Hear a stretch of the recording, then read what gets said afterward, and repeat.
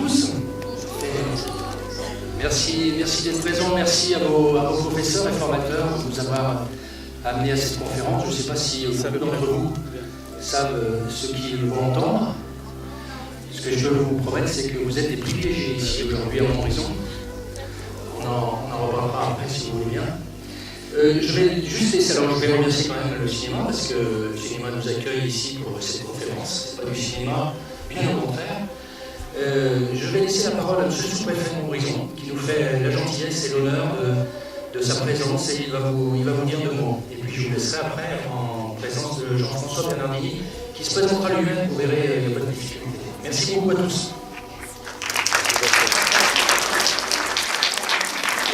Bonjour à toutes et à tous, Monsieur le Président de l'association du REX, mon cher Rémi, vous qui avez un si joli prénom. Monsieur le Président Noumani, Monsieur Bernardini, mais vous connaissant un peu, je pense que vous préférez mon cher Jean-François. Je ne pourrai pas être des vôtres, moi, ce soir, au moment où il y aura la pleine lumière sur la salle pour la soirée débat, mais j'ai voulu profiter du moment où vous étiez avec les jeunes. Pour moi, symboliquement, c'était au moins aussi fort, voire plus fort.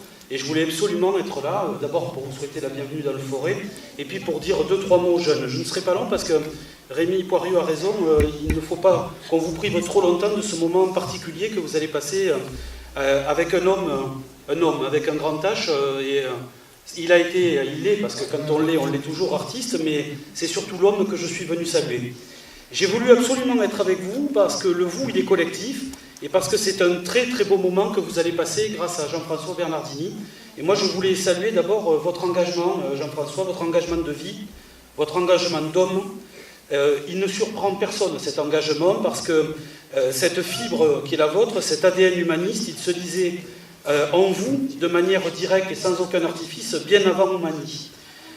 Il se lisait dès votre édification intellectuelle et morale, bien au soleil et au creux de la Méditerranée, et dès vos premières orientations, c'était celle de l'enseignement et celle de la pédagogie. C'était votre première vocation.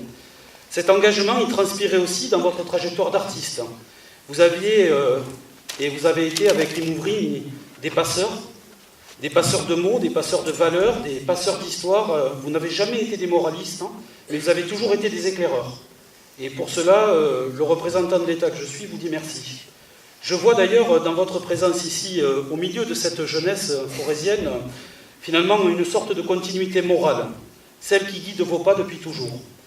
Je disais vous, parce que c'est à vous aussi que je voulais m'adresser, vous, notre jeunesse forésienne, mais notre jeunesse tout court, parce que c'est à vous que va s'adresser Jean-François, et c'est vous qui êtes à la fois notre espoir et notre avenir. Et c'est à votre intelligence individuelle et collective que nous faisons globalement confiance. Et d'un certain point de vue, j'ai une confiance aveugle en vous.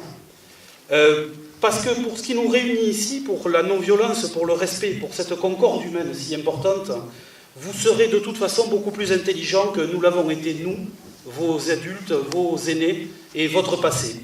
Et j'oserais même dire que vous le ferez avec une grande facilité, parce qu'il n'y a vraiment pas de quoi être fier de la violence qui abordait l'histoire des hommes et qui abordait le chemin sanglant de l'histoire. Cette violence, elle n'est pas, à mes yeux, mais j'imagine que Jean-François vous dira la même chose tout à l'heure, elle n'est pas une fatalité. Elle est l'héritage d'abord de notre paresse, pour commencer, et puis surtout de notre faiblesse. Parce que je pense profondément que l'individu violent est d'abord un individu faible. Parce que je le crois, et dites-le vous avec moi, que celui qui a recours à cette violence, il nous renvoie collectivement à un échec.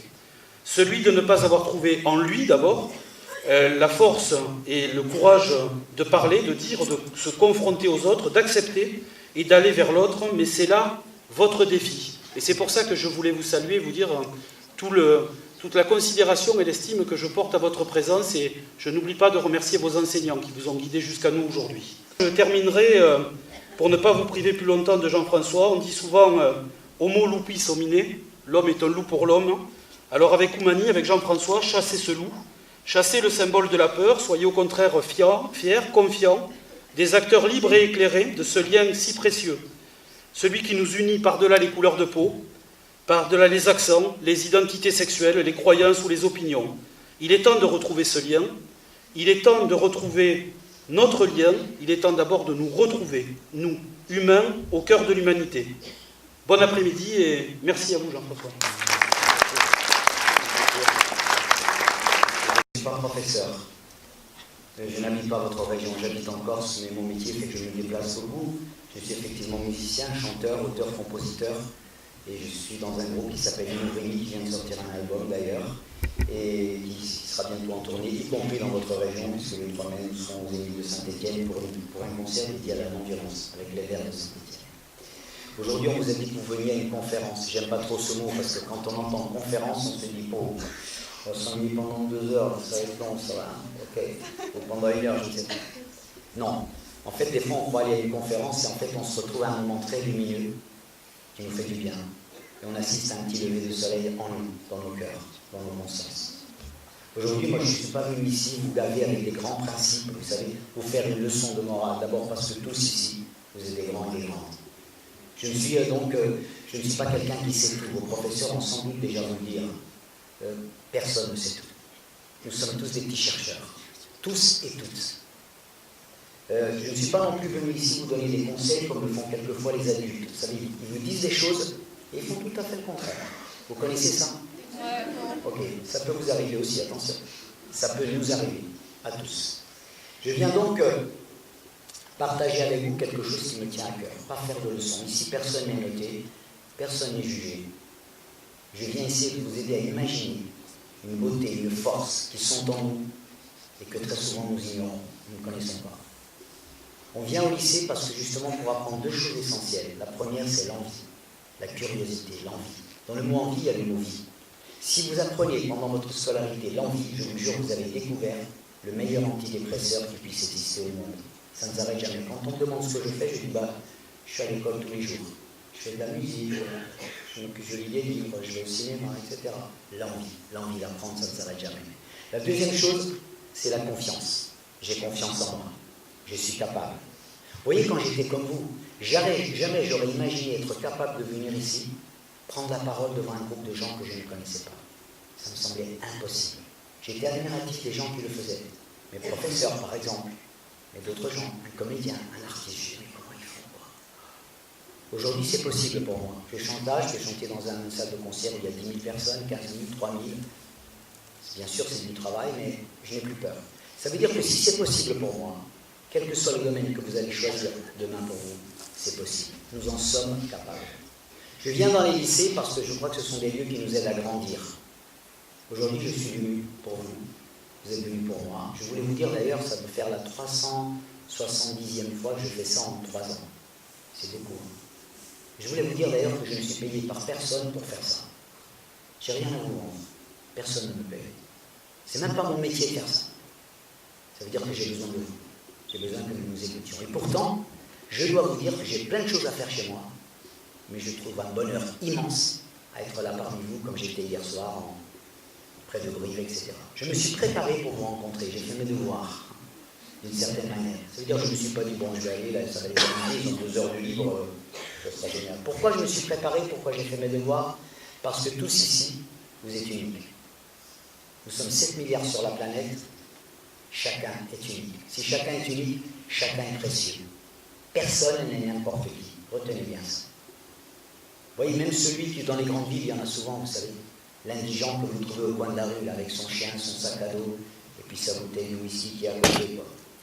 Mais lui, c'est pas n'importe qui. Il porte ses blessures, ses rêves, sa famille déchirée, ses enfants qui ne voient plus, rejetés. Je suis tout seul et j'ai mon ami. Il a choisi un ami terrible, l'alcool. Drôle d'ami. Mais lui, c'est pas n'importe qui. Personne n'est de trop. Personne n'est inutile. Toutes les vies sont sacrées. Retenez bien ça. Toutes les vies sont sacrées. Je serais très heureux d'ailleurs si à la fin, quand vous aurez la parole, car vous l'aurez, vous me disiez que vous avez entendu les choses qui vous ont fait du bien. Je suis également presque que vous me disiez que vous êtes terriblement ennuyé, que c'est la dernière fois que vous viendrez m'écouter pour ce genre de conférence. Je suis également presque que vous me disiez que vous n'êtes pas d'accord. Justement, c'est super. Tu poses une question, ça nous fait réfléchir. Ah oui, c'est bien ce que tu dis. Ah oui, d'accord. Et on met en route notre cerveau collectif. Et alors là, c'est génial. Le lycée, c'est justement le lieu où l'on apprend le désaccord. On n'est pas d'accord, mais on ne se tape pas dessus. Hein. Au contraire, c'est très important ce que tu dis là. Je n'avais pas pensé à ça. Ah oui, c'est une bonne question. Bref, on respecte le désaccord. Alors, Le plus beau cadeau que nous allons nous faire, je crois qu'on a bien commencé, c'est l'attention. Ce qu'on appelle à la télévision le temps de cerveau disponible, vous savez. Ça veut dire qu'on est tous là. On est bien connectés. Vos présences, mes mots, et puis les vôtres tout à l'heure. Deuxième chose, l'essentiel de tout ce qui se passe dans notre vie, ça se passe dans un endroit précis. Ça se passe en fait entre nos deux oreilles. Entre nos deux oreilles, nous avons quoi? Le cerveau. C'est vous, il y en a un qui m'a dit, on a le nez. J'ai dit, bien sûr, on a le nez aussi. C'est très important. Ce cerveau, je vais l'appeler, si vous le permettez aujourd'hui, je vais l'appeler un ordinateur. Nous avons entre nos deux oreilles un super ordinateur. Savez-vous que l'ordinateur humain est le plus puissant ordinateur de la planète? Si on voulait construire des ordinateurs aussi puissants que celui que tu as, il faudrait des ordinateurs grands comme des immeubles. Impossible.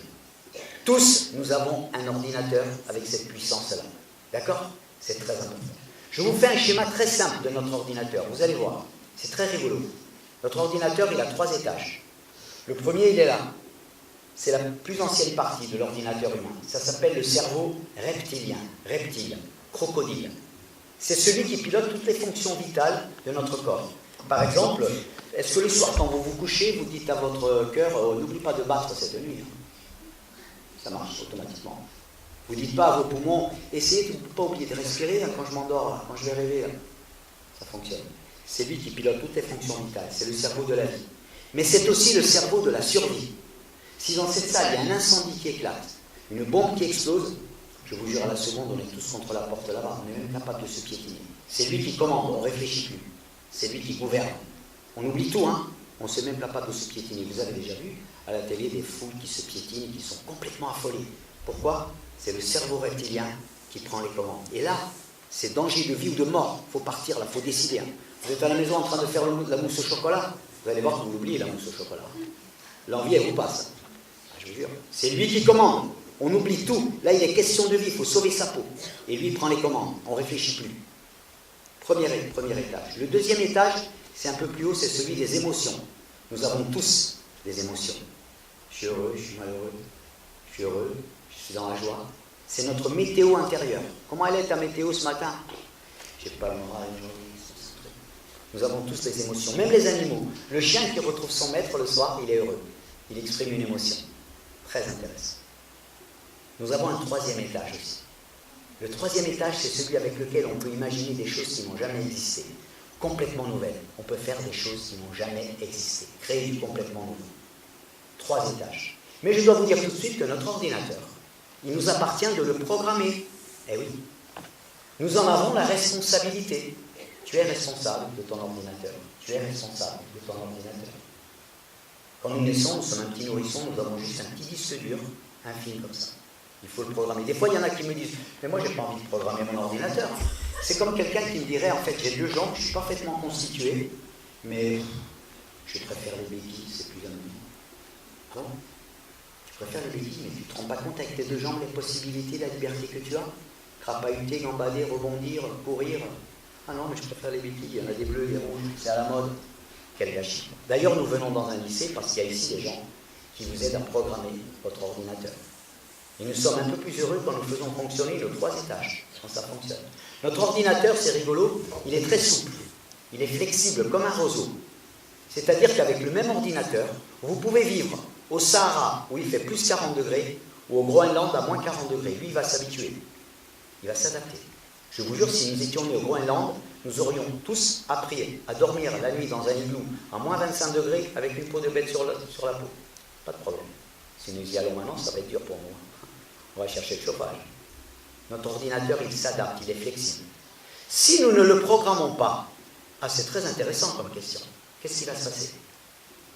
Nous allons accepter tous les virus qui passent. Par mes oreilles, par ce que je vois, par le stress, la peur, les menaces, plein de choses qui vont me traverser.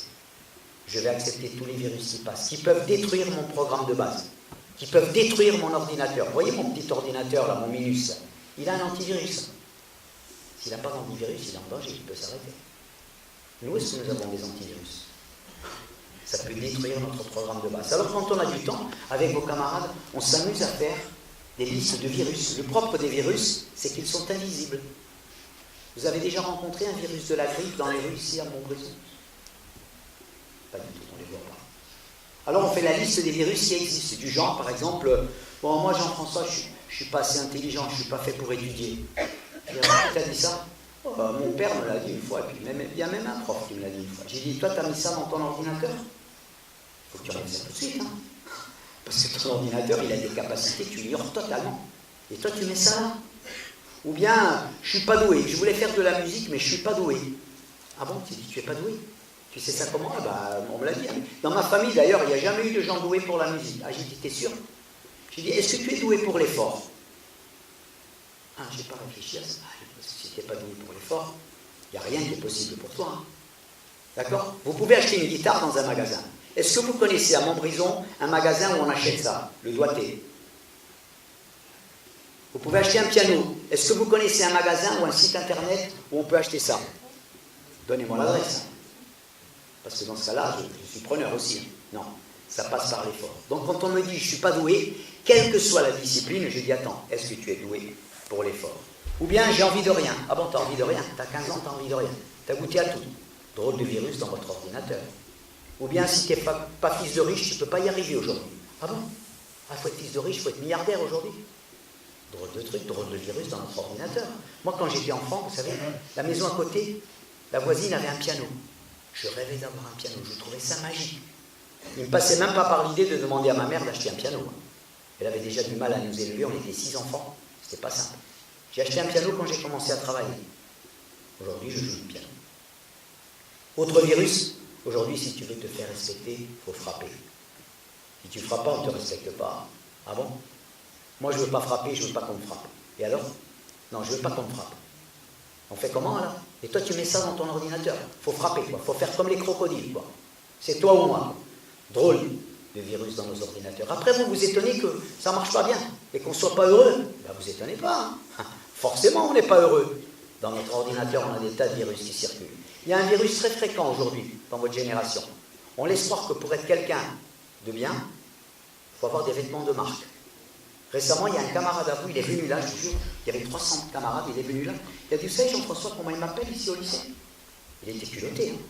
Il a dit, il m'appelle la poubelle. Je dis, pourquoi? Je dis, j'ai pas envie de demander à ma mère d'acheter des baskets à 250 €. Hein. Il a dit, ouais, vous ne m'appelez pas la poubelle, c'est vrai ou pas? Il les a pris à témoin, il avait les larmes aux yeux. Effectivement, pour lui, tous les matins, s'entendre appeler 40 fois pour la poubelle, le sac à dos, il est lourd. Mais pour les autres, c'était de la rigolade. Il les a pris à témoin. Il avait les larmes. Donc aujourd'hui, on est dans un monde, en fait, il suffit d'avoir la bonne vitrine, ce qu'il y a à l'intérieur, ça ne compte pas, hein, comment tu es, comment tu te comportes, qui tu aides, de quoi tu... Ça ne compte pas, juste la vitrine. Et avec ça, on a des tas d'ennemis dans notre ordinateur. Des murs, je ne peux pas, je suis ridicule, j'y arriverai jamais. Ah bon, tu n'y arriveras jamais, t'es sûr? Ok, bref. Alors, autre virus, si tu as une religion, tu es louche. Hein. Si tu n'en as pas, tu es louche. Si ta mère elle porte un voile, je ne peux pas t'inviter chez moi. Hein.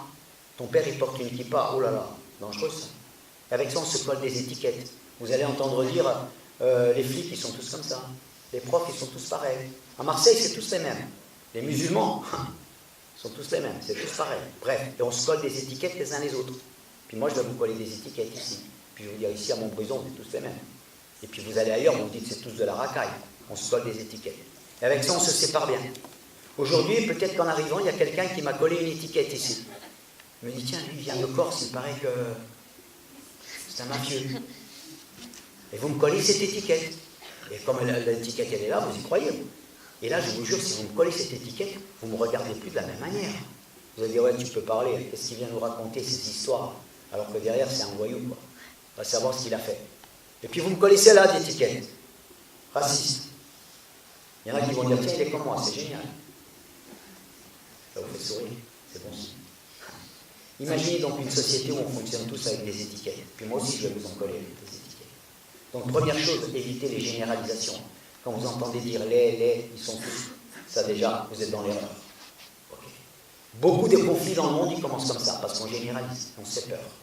N'oubliez donc jamais votre ordinateur, c'est vous qui le programmez. Car si ce n'est pas vous qui le programmez, d'autres vont s'en occuper pour vous. Hein. Et vous n'allez peut-être pas toujours aller là où vous voulez. Hein. Et comment sera votre vie? Je dois vous dire d'ailleurs, et vous devez le savoir dès le début, notre ordinateur il est capable du meilleur et il est capable du pire. Le même ordinateur, chez la même personne, peut être capable du meilleur et peut être capable du pire. Tout dépend. Quel loup, vous disiez, monsieur le préfet, vous parliez du loup, quel loup nous voulons nourrir? Le loup de la sagesse ou le loup de la haine? Bref, tout dépend de celui que nous nourrissons tous les jours. Alors bien sûr, ça n'est pas simple. C'est la raison pour laquelle je voulais vous donner quelques petits repères qui peuvent peut-être éclairer nos chemins. Vous voyez, très souvent, la vie, elle nous écrit des lettres. Mais ce n'est pas une lettre que vous envoie le facteur, pas du tout. Quand quelque chose commence à vous passionner dans la vie, vous dites, tiens, j'ai découvert cette activité, j'ai découvert ce sport, j'ai découvert ce... Ah, c'est fabuleux, quoi, c'est fantastique. Là, vous découvrez l'enthousiasme. Je suis enthousiaste. L'enthousiasme, c'est l'engrais pour le cerveau. Quand vous avez de l'enthousiasme pour quelque chose, vous travaillez 10 fois plus, fatiguez 10 fois moins, et vous êtes 10 fois plus heureux. C'est pas une belle mathématique, ça? Moi, dans mon métier, par exemple, j'ai jamais demandé un jour de maladie. Pourtant, je n'ai pas une santé meilleure que la vôtre, je suis comme vous. Pourquoi? Parce que j'ai l'enthousiasme. Allez, donnez des concerts, c'est enthousiasmant. Et même si vous êtes malade, vous y allez quand même, vous trouvez les ressources. Bref. Quand on a l'enthousiasme, on est 10 fois plus fort. Et là, on découvre que notre ordinateur, c'est une machine à apprendre unique sur cette planète. Incroyable. D'ailleurs, pour vous faire rire, les neuroscientifiques, ceux qui étudient le cerveau humain, ils ont découvert que le cerveau humain se développe là où on le sollicite avec enthousiasme et avec régularité. Par exemple, ils ont découvert que chez vous, il y a une partie du cerveau qui commande une fonction précise dans votre corps, qui est beaucoup plus musclée, beaucoup plus développée qu'il y a 10 ans, 20 ans ou 30 ans. Vous avez une idée? C'est la partie de votre ordinateur qui commande le pouce. Vous voyez pourquoi? Je vous jure que votre grand-mère, même quand elle avait 15 ans, elle n'avait pas le même pouce. À Marseille, il y en a un qui m'a dit, ici Jean-François, c'est les 2 pouces et l'index. Il m'a fait une démonstration de tapage de texto, j'ai jamais vu ça. Avec des fautes d'orthographe. Parce que ça ne règle pas tout, hein. Vous savez, je lui ai dit, vous savez qu'avant, il fallait 2 ans pour apprendre à taper de la machine, les uns, ils allaient étudier dans des écoles pour être dactylo. Et là, maintenant, tout le monde s'est tapé. Hein. C'est une très bonne nouvelle. Hein.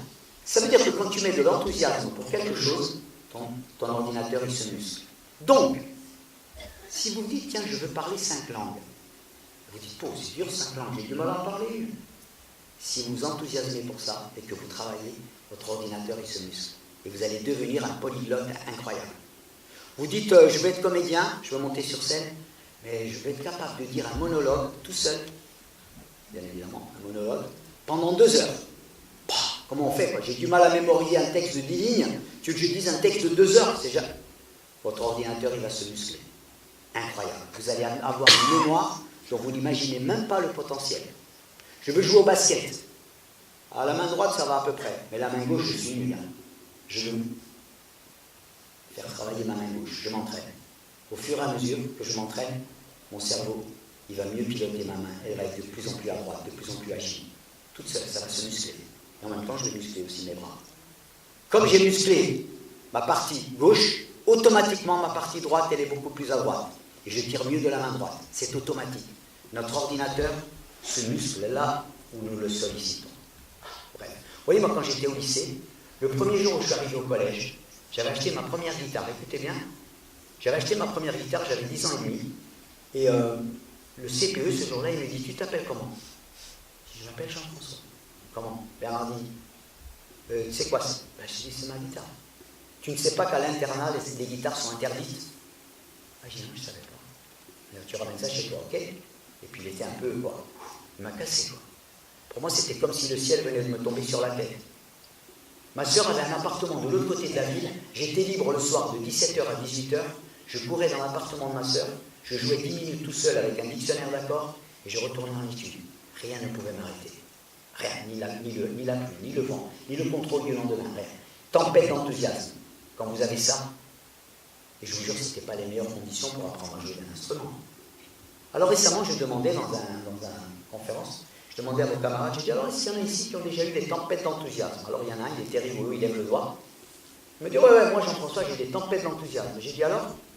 Ah, il me dit, j'ai des tempêtes d'enthousiasme pour les jeux vidéo. J'ai dit, alors tu fais quoi? Bah, le soir, mes parents ils se couchent à 9h, moi jusqu'à 1h30, 2h du matin, je joue à des jeux vidéo. Tous les soirs? Oui, tous les soirs. Le samedi? Le samedi 8h. Le dimanche, tu fais relâche? Non, le dimanche, on fait des compétitions avec mes copains. Je dis, vous jouez à quoi? On joue aux jeux de guerre, vous savez. Jeux vidéo, on se fait la guerre, tout ça, bon, bref. Je dis, mais peut-être que tu es un futur inventeur de jeux vidéo, alors. Il m'a dit, j'y ai pas pensé. Vous connaissez le Monopoly? Le Monopoly a été inventé par un jeune homme qui s'ennuyait chez lui le dimanche. Ses parents regardaient la télé toute la journée. Il a dit, moi, ça me prend la tête. Je vois pas mes copains. Je suis là, isolé. Les autres regardent la télé, là, ça me... Il a inventé le Monopoly. C'est devenu un jeu planétaire. Il est monté au 3e étage de son cerveau. Et là, il faut que j'invente un truc. Alors, et je dis à votre camarade, et je dis, mais peut-être d'ailleurs, tu pourrais même inventer des jeux vidéo plus intéressants que les jeux de tir et les jeux de guerre. Il m'a dit, j'y ai pas pensé. J'ai dit, d'ailleurs, je voudrais te poser une question. J'ai dit, est-ce que tu sais qui et pourquoi on a inventé les jeux de tir, les jeux de guerre, les jeux violents sur les réseaux, sur les écrans? Il m'a dit, non, je ne sais pas. J'ai dit, je vais te répondre. Avant de vous répondre, je voulais vous faire un petit détour. Dans notre ordinateur, on a des milliards de petites cellules que l'on appelle les neurones. Nous en avons des milliards. Plus vous faites travailler votre ordinateur, plus ces neurones se multiplient. Moins vous le faites travailler, plus elles diminuent. C'est clair. C'est un peu comme un bras, vous savez. Si vous cassez le bras, vous mettez un plâtre. Vous sortez le plâtre un mois après, qu'est-ce que vous voyez? Votre masse musculaire, elle a diminué. Pourquoi? Parce que votre muscle, s'atrophie, il ne travaille plus. Le cerveau, c'est pareil. Alors je lui dis, est-ce que tu sais, donc on a des neurones, et puis on a des neurones particulières, écoutez bien le nom, il est très intéressant, vous n'allez jamais plus l'oublier. Ça s'appelle les neurones miroirs. Ça veut dire quoi? J'arrive ce matin au lycée, je vois ma meilleure copine qui a les yeux rouges. Je n'ai pas besoin de réfléchir. Qu'est-ce que tu as? Pourquoi tu es comme ça, ma copine? Qu'est-ce qui se passe? Dis-moi. Je n'ai pas besoin de réfléchir, je sens tout de suite ce qu'elle ressent. Elle a de la peine. Et je veux comprendre. Je rentre ce soir à la maison, ma mère a les yeux qui coulent. Maman, qu'est-ce qu'il y a? Qu'est-ce qui se passe? Tout de suite. Je n'ai pas besoin de réfléchir. Je sens immédiatement ça. Je suis en train de regarder un film à la télé. C'est une fiction, hein, c'est une histoire inventée. À la fin, je pleure. Il se passe un truc. Je me mets à la place des gens qui jouent. Et je ressens exactement ce qu'ils ressentent. Nous avons tous des neurones miroirs. Tous. Même le pire salaud sur la Terre, il a ça. Nos neurones miroirs clignotent parce que je ressens ce que tu ressens. C'est l'empathie, pathos, la douleur. Empathos, ça veut dire je ressens ta peine et je ressens ta joie, bien évidemment. Mais on peut éteindre nos neurones miroirs. Je peux mettre off. Vous voyez notre ami indigent là, avec sa bouteille d'alcool. Je passe dans la rue, là, comme il est polonais, il ne parle même pas français, je ne le vois même pas. Rien à foutre. J'éteins un neurone miroir, je ne le vois plus. Je le respecte même plus. Je rentre ce soir à la télé, je vois des images de guerre, des mamans qui pleurent, etc. J'en ai tellement vu, c'est pas mon problème, en plus elles ne sont pas d'ici, je n'ai rien à foutre. Mes neurones miroirs s'éteignent. J'éteins. Je ne ressens plus ce que les autres ressentent. Je peux taper sur quelqu'un comme je tape sur ce bureau. Le bureau, il ne ressent rien. Quand c'est quelqu'un, c'est autre chose. Bref, on éteint nos neurones miroirs. Je reviens à ma question. Dans quel but ont été inventés et par qui les jeux de tir, les jeux de guerre? Au départ, ça a été inventé par les armées, par les militaires. Militaire est un métier digne comme un autre, d'autant que très souvent, ils vont sacrifier leur vie au nom du peuple qui les mandate. Donc c'est déjà extrêmement louable. Mais, bref. Donc on s'est rendu compte dans les armées que quand on est militaire de carrière, quand c'est ton métier, un jour tu peux être amené à faire la guerre. C'est-à-dire tirer sur la personne qui est là-bas et qui est un ennemi. Ça peut être une maman, ça peut être... Vous croyez que c'est si simple de prendre une arme et de faire ça sur quelqu'un qui passe en vélo? Je vous jure, dans l'ordinateur, il se passe un truc. Vous avez les neurones miroirs qui disent non, je ne peux pas faire ça. Donc ils se sont rendus compte qu'il fallait entraîner les gens. Ça prenait du temps, ça coûtait de l'argent. Alors ils se sont dit, mais si on les entraîne sur des écrans, ils vont apprendre plus vite. Ça va aller plus vite. Inconsciemment, l'ordinateur, il va désapprendre ça. Aujourd'hui, j'ai tué 100 personnes sur les écrans. Demain, 200, 300, 400. Et puis ça devient tellement banal que je sors et je suis capable de tirer sur celui qui passe. Surtout si je suis alors là, militaire, ça va. Mais si je suis fragile, alors là, ça peut devenir incroyable. Bref, ça a été inventé pour ça. Alors là, on parle des militaires, on parle de la guerre, etc. Mais voyez, ce danger-là, c'est pas seulement, ça marche non seulement pour les militaires, mais ça marche aussi pour le reste. C'est aussi, dans ce monde, on ne se met plus à la place de l'autre. Je ne ressens plus ce que tu ressens. Tu as de la peine, mais ce n'est pas ma peine, donc je ne me mets plus à ta place. L'autre, c'est comme une chose, vous voyez. Je peux traiter une personne comme cette bouteille d'eau, je la jette de l'autre côté là-bas. Bref, ça nous contamine. Ça rend plus facile l'agression, l'insulte, la manière dont on se parle. J'en ai rien à foutre de toi. Tu es comme une chose. D'accord? Pour pas dire une merde. Et je parle à l'autre comme si c'était une merde. Et ce danger, il est en train de grandir. Ne parlons pas, même pas des animaux. Alors là, eux, c'est des sous-merdes. Bref. Donc voilà mon rapport à l'autre. Ce danger, il est en train de grandir dans le monde. Donc les jeux de tir, c'est pas si innocent. Ça éradique en nous ce qu'on appelle l'empathie. Je ne suis plus avec toi. Pendant ce temps-là, notre ordinateur, il divague. Le GPS, il n'est pas très très bien. Il ne sait plus trop où il va. Pour vous dire une chose, c'est que l'an dernier, ils sont sortis 1900 jeux vidéo. 1200 sont basés sur la violence. La majorité sont des jeux de tir et de guerre. Vous voyez le danger que ça peut donner?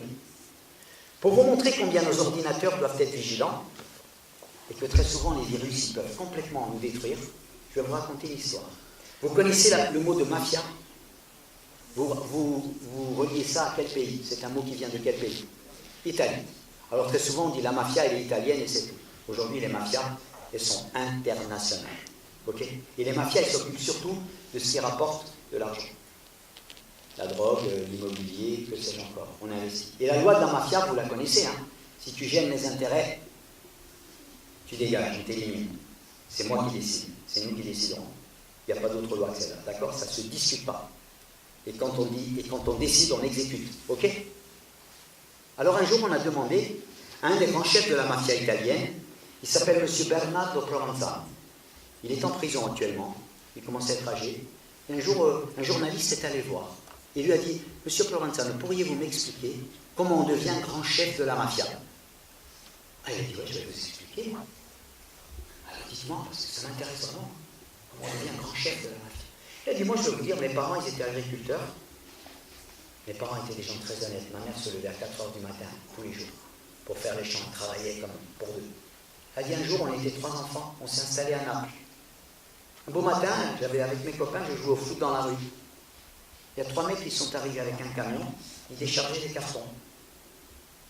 Quand ils m'ont vu, ils m'ont dit, hey, voilà, tu peux venir. Petit, tu peux venir. Si c'è la police qui vient, tu chiami. Si tu vois la police qui arrive, tu nous avertis. Va bene, va bene. Il avait compris qu'il y avait un truc un peu louche. Et ça va, il était sportif, il travaillait très bien à l'école, il pratiquait plusieurs sports. La police n'est pas venue. En partant, il le rappelle. Il sort un billet de sa poche, il lui donne un gros billet. Oh, il a dit, c'est la première fois que je voyais ça. Il a dit, on a mangé des glaces pendant un mois. Il a dit, après, on les attendait tous les jours. 6 mois après, ils sont revenus. Il y en avait 2. Il m'a revu. C'est la police, je le sais. Tu sais, c'est la police. La police n'est pas venue. En repartant, il le rappelle. Là, il lui donne 2 billets. Il disait rien à sa mère, parce que sa mère aurait posé des questions. Elle était curieuse, sa mère. Oui, c'est sûr. T'as pris ça où? T'as volé? T'as fait quoi? Il disait rien. Il avait compris qu'il y avait un truc de louche. À 16 ans, il commençait à l'inviter boire des verres dans les plus grands palaces de Naples. Ses camarades, ils le regardaient comme ça. Ils disaient, t'as vu lui, il va boire des verres? C'est 50 € le verre. Même pas mes parents peuvent y aller. Nous, on est des nuls à côté. On est des minuscules. T'as vu lui? Il faisait l'admiration de tout le monde. Là, il était en train de passer le brevet de la mafia, mais il ne le savait pas. À 17 ans, ils lui ont dit, sai conduire la macchina? Tu sais conduire une voiture? Si, il se conduit. Comme à 8 ans, il était sur les tracteurs de son père, conduire, pour lui, c'était un jeu d'enfant. Là, il était en train de passer le bac de la mafia. Un soir, ils lui ont demandé d'être guetteur. Il devait surveiller un truc. Ça s'est bien passé. Là, il passait le master de la mafia. Un jour, ils lui ont demandé, sai tirare con una pistola? Tu sais tirer avec une arme? T'es tout non, non, il tire. Je n'ai jamais tiré. Moi, vous voyez, j'ai jamais touché une arme de ma vie. Mais il paraît qu'on apprend beaucoup plus vite à tirer avec une arme qu'à jouer de la guitare, ou apprendre des beaux textes, ou écrire je ne sais quoi, ou peindre de beaux tableaux. Ça, c'est sûr. Alors, ils sont emmenés dans un endroit, ils lui ont donné une arme de poing, ils l'ont expliqué. Il était à droite, pas de problème. Il dit, ça, c'est ton arme. Elle est toujours avec toi. C'est ton arme personnelle. Là, il était en train de passer le Master 2 de la mafia. Là, il a commencé à prendre un appartement. Il est arrivé au lycée, il avait une voiture à 60 000 €. Il disait plus rien à sa mère, il avait coupé les ponts. Sa mère demandait, posait trop de questions, bien sûr. Ça vient d'où? Tu fais quoi? Qu'est-ce qui se passe? Comment tu gagnes cet argent? Plus rien. Un soir, il a eu un autre coup à monter. Il a dit, ce soir-là, ça s'est mal passé. Elle a dit, j'ai dû tirer sur un convoyeur de fonds qui était père de 3 enfants. Et alors, c'était le premier que j'ai tué, je suis abattu. Et après j'ai continué. Alors le journaliste lui dit, mais monsieur Provençal, si c'était à refaire, vous referiez la même chose? Elle dit, non, là, excusez-moi, mais je ne peux pas répondre à cette question. Effectivement, quand vous regardez la vitrine de monsieur Provençal, c'est merveilleux. Il a la plus belle maison d'Italie, il a toutes les plus belles voitures du monde, mais quand il regarde dans son rétroviseur, le nombre de familles qu'il a détruites, d'enfants qu'il a brisés, de mamans qu'il a fait pleurer, de vies, de rêves qu'il a brûlés, qu'il a incendiés. Quelle catastrophe.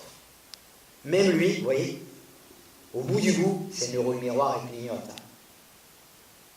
Ça sera lui.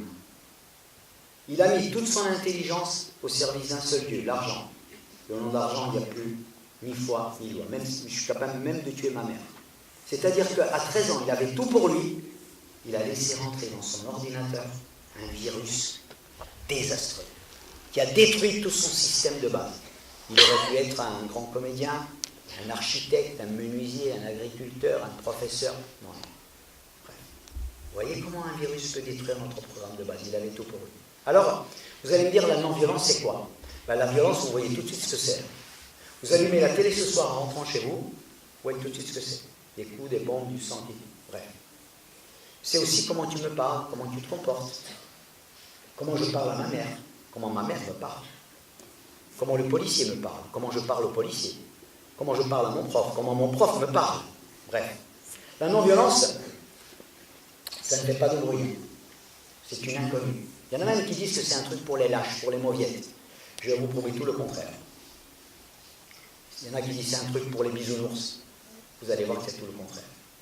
La non-violence, elle commence déjà par reconnaître que tous, nous avons de la violence en nous. Moi, le premier. Chacun de nous peut devenir violent. Très violent. À la sortie, peut-être, si on m'agresse, si j'ai une embrouille avec quelqu'un, peut-être vous n'allez pas me reconnaître. Vous allez dire, oh, il a pété les plombs, c'était plus le même. On ne pouvait plus l'arrêter. Tous, nous sommes capables de violence. Moi, le premier. Mais on apprend à ne pas tomber dans ce piège. C'est ça que la non-violence nous apprend. Il y a la violence que l'on fait à celles que l'on croit plus faibles, les femmes par exemple. En France, il y a une femme qui meurt sous les coups de son conjoint tous les 3 jours. En Russie, c'est toutes les 45 minutes. Alcool aidant, bien évidemment. Il y a la violence que l'on fait subir aux enfants. Elle est très soft, on ne la voit pas. Ce n'est pas toujours des coups, ça peut être autrement. C'est derrière les volets.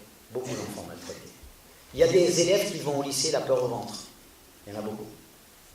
Parce qu'ils sont harcelés, parce qu'ils sont humiliés, ils vont la peur au ventre. Il y a des profs qui vont au lycée la peur au ventre, parce qu'ils ne peuvent plus faire cours, parce qu'ils sont devenus la marionnette d'un groupe de 30 élèves qui ne le laissent plus faire cours, et qui vont la peur au ventre, et qui tombent malades.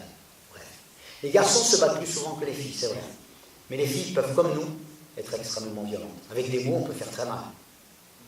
Tu peux blesser, tu peux humilier, tu peux te moquer. Avec un mot, ça peut faire très très mal. Vous voyez, si je me coupe ici, si je coupe sur le bras, en 15 jours, ma peau va cicatriser. J'aurai une petite marque, ok, ça va. C'est guéri, non, j'ai oublié. Le mot que tu m'as dit, par contre, j'ai jamais oublié. Ça fait des années, mais tu t'es jamais excusé. Ça, je l'ai gardé là. J'oublierai jamais, je ne pardonnerai jamais le mot qu'il m'a dit ce jour-là. Un mot, ça peut faire très très mal. Avec des mots, on peut s'attaquer à quelqu'un. Parce qu'il est minoritaire. Tiens, lui, il a une tête qui ne me revient pas. Lui, il a une couleur de peau, c'est pas... Il me fait rigoler, lui. Tac, je peux attaquer. Je peux attaquer quelqu'un sur un détail physique. Je peux attaquer tout le monde sur un détail physique. On peut attaquer tout le monde. Sauf que pour celui qui le vit, tous les jours, ça devient un fardeau, je ne vous dis pas.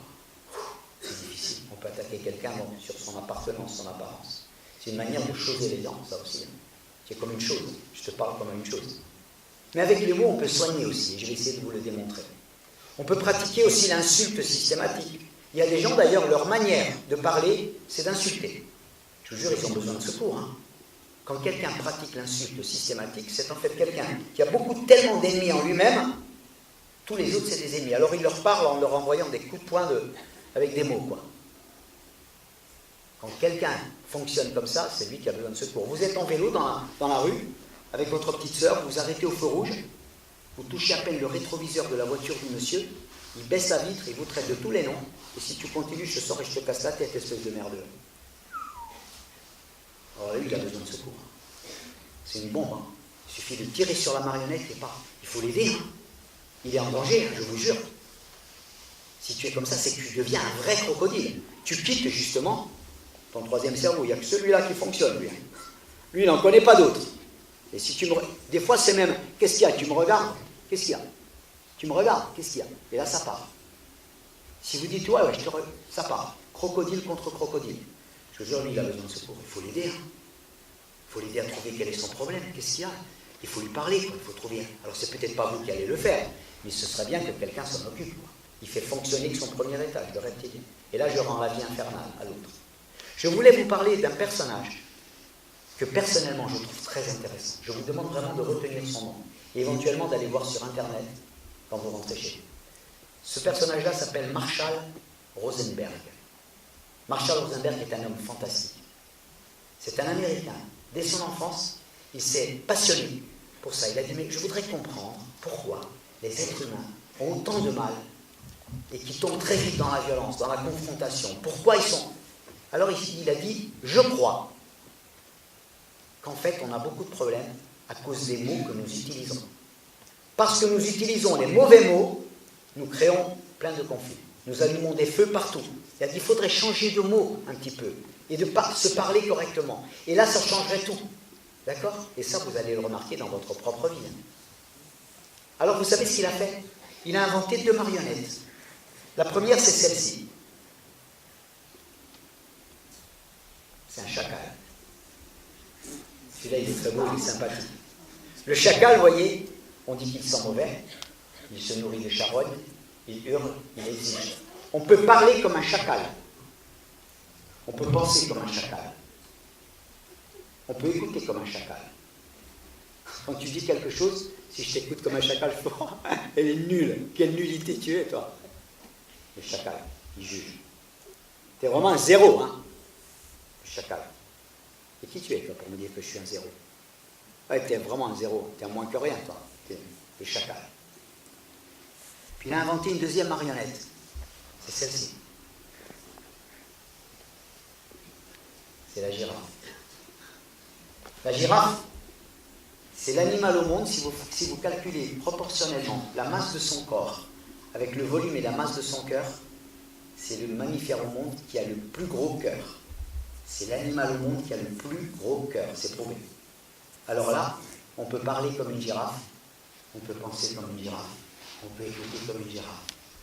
Et là, si je t'écoute comme une girafe, même si tu te trompes, je dis, réfléchis bien, tu ne penses pas qu'on peut... Là, j'écoute comme une girafe, je ne te juge pas.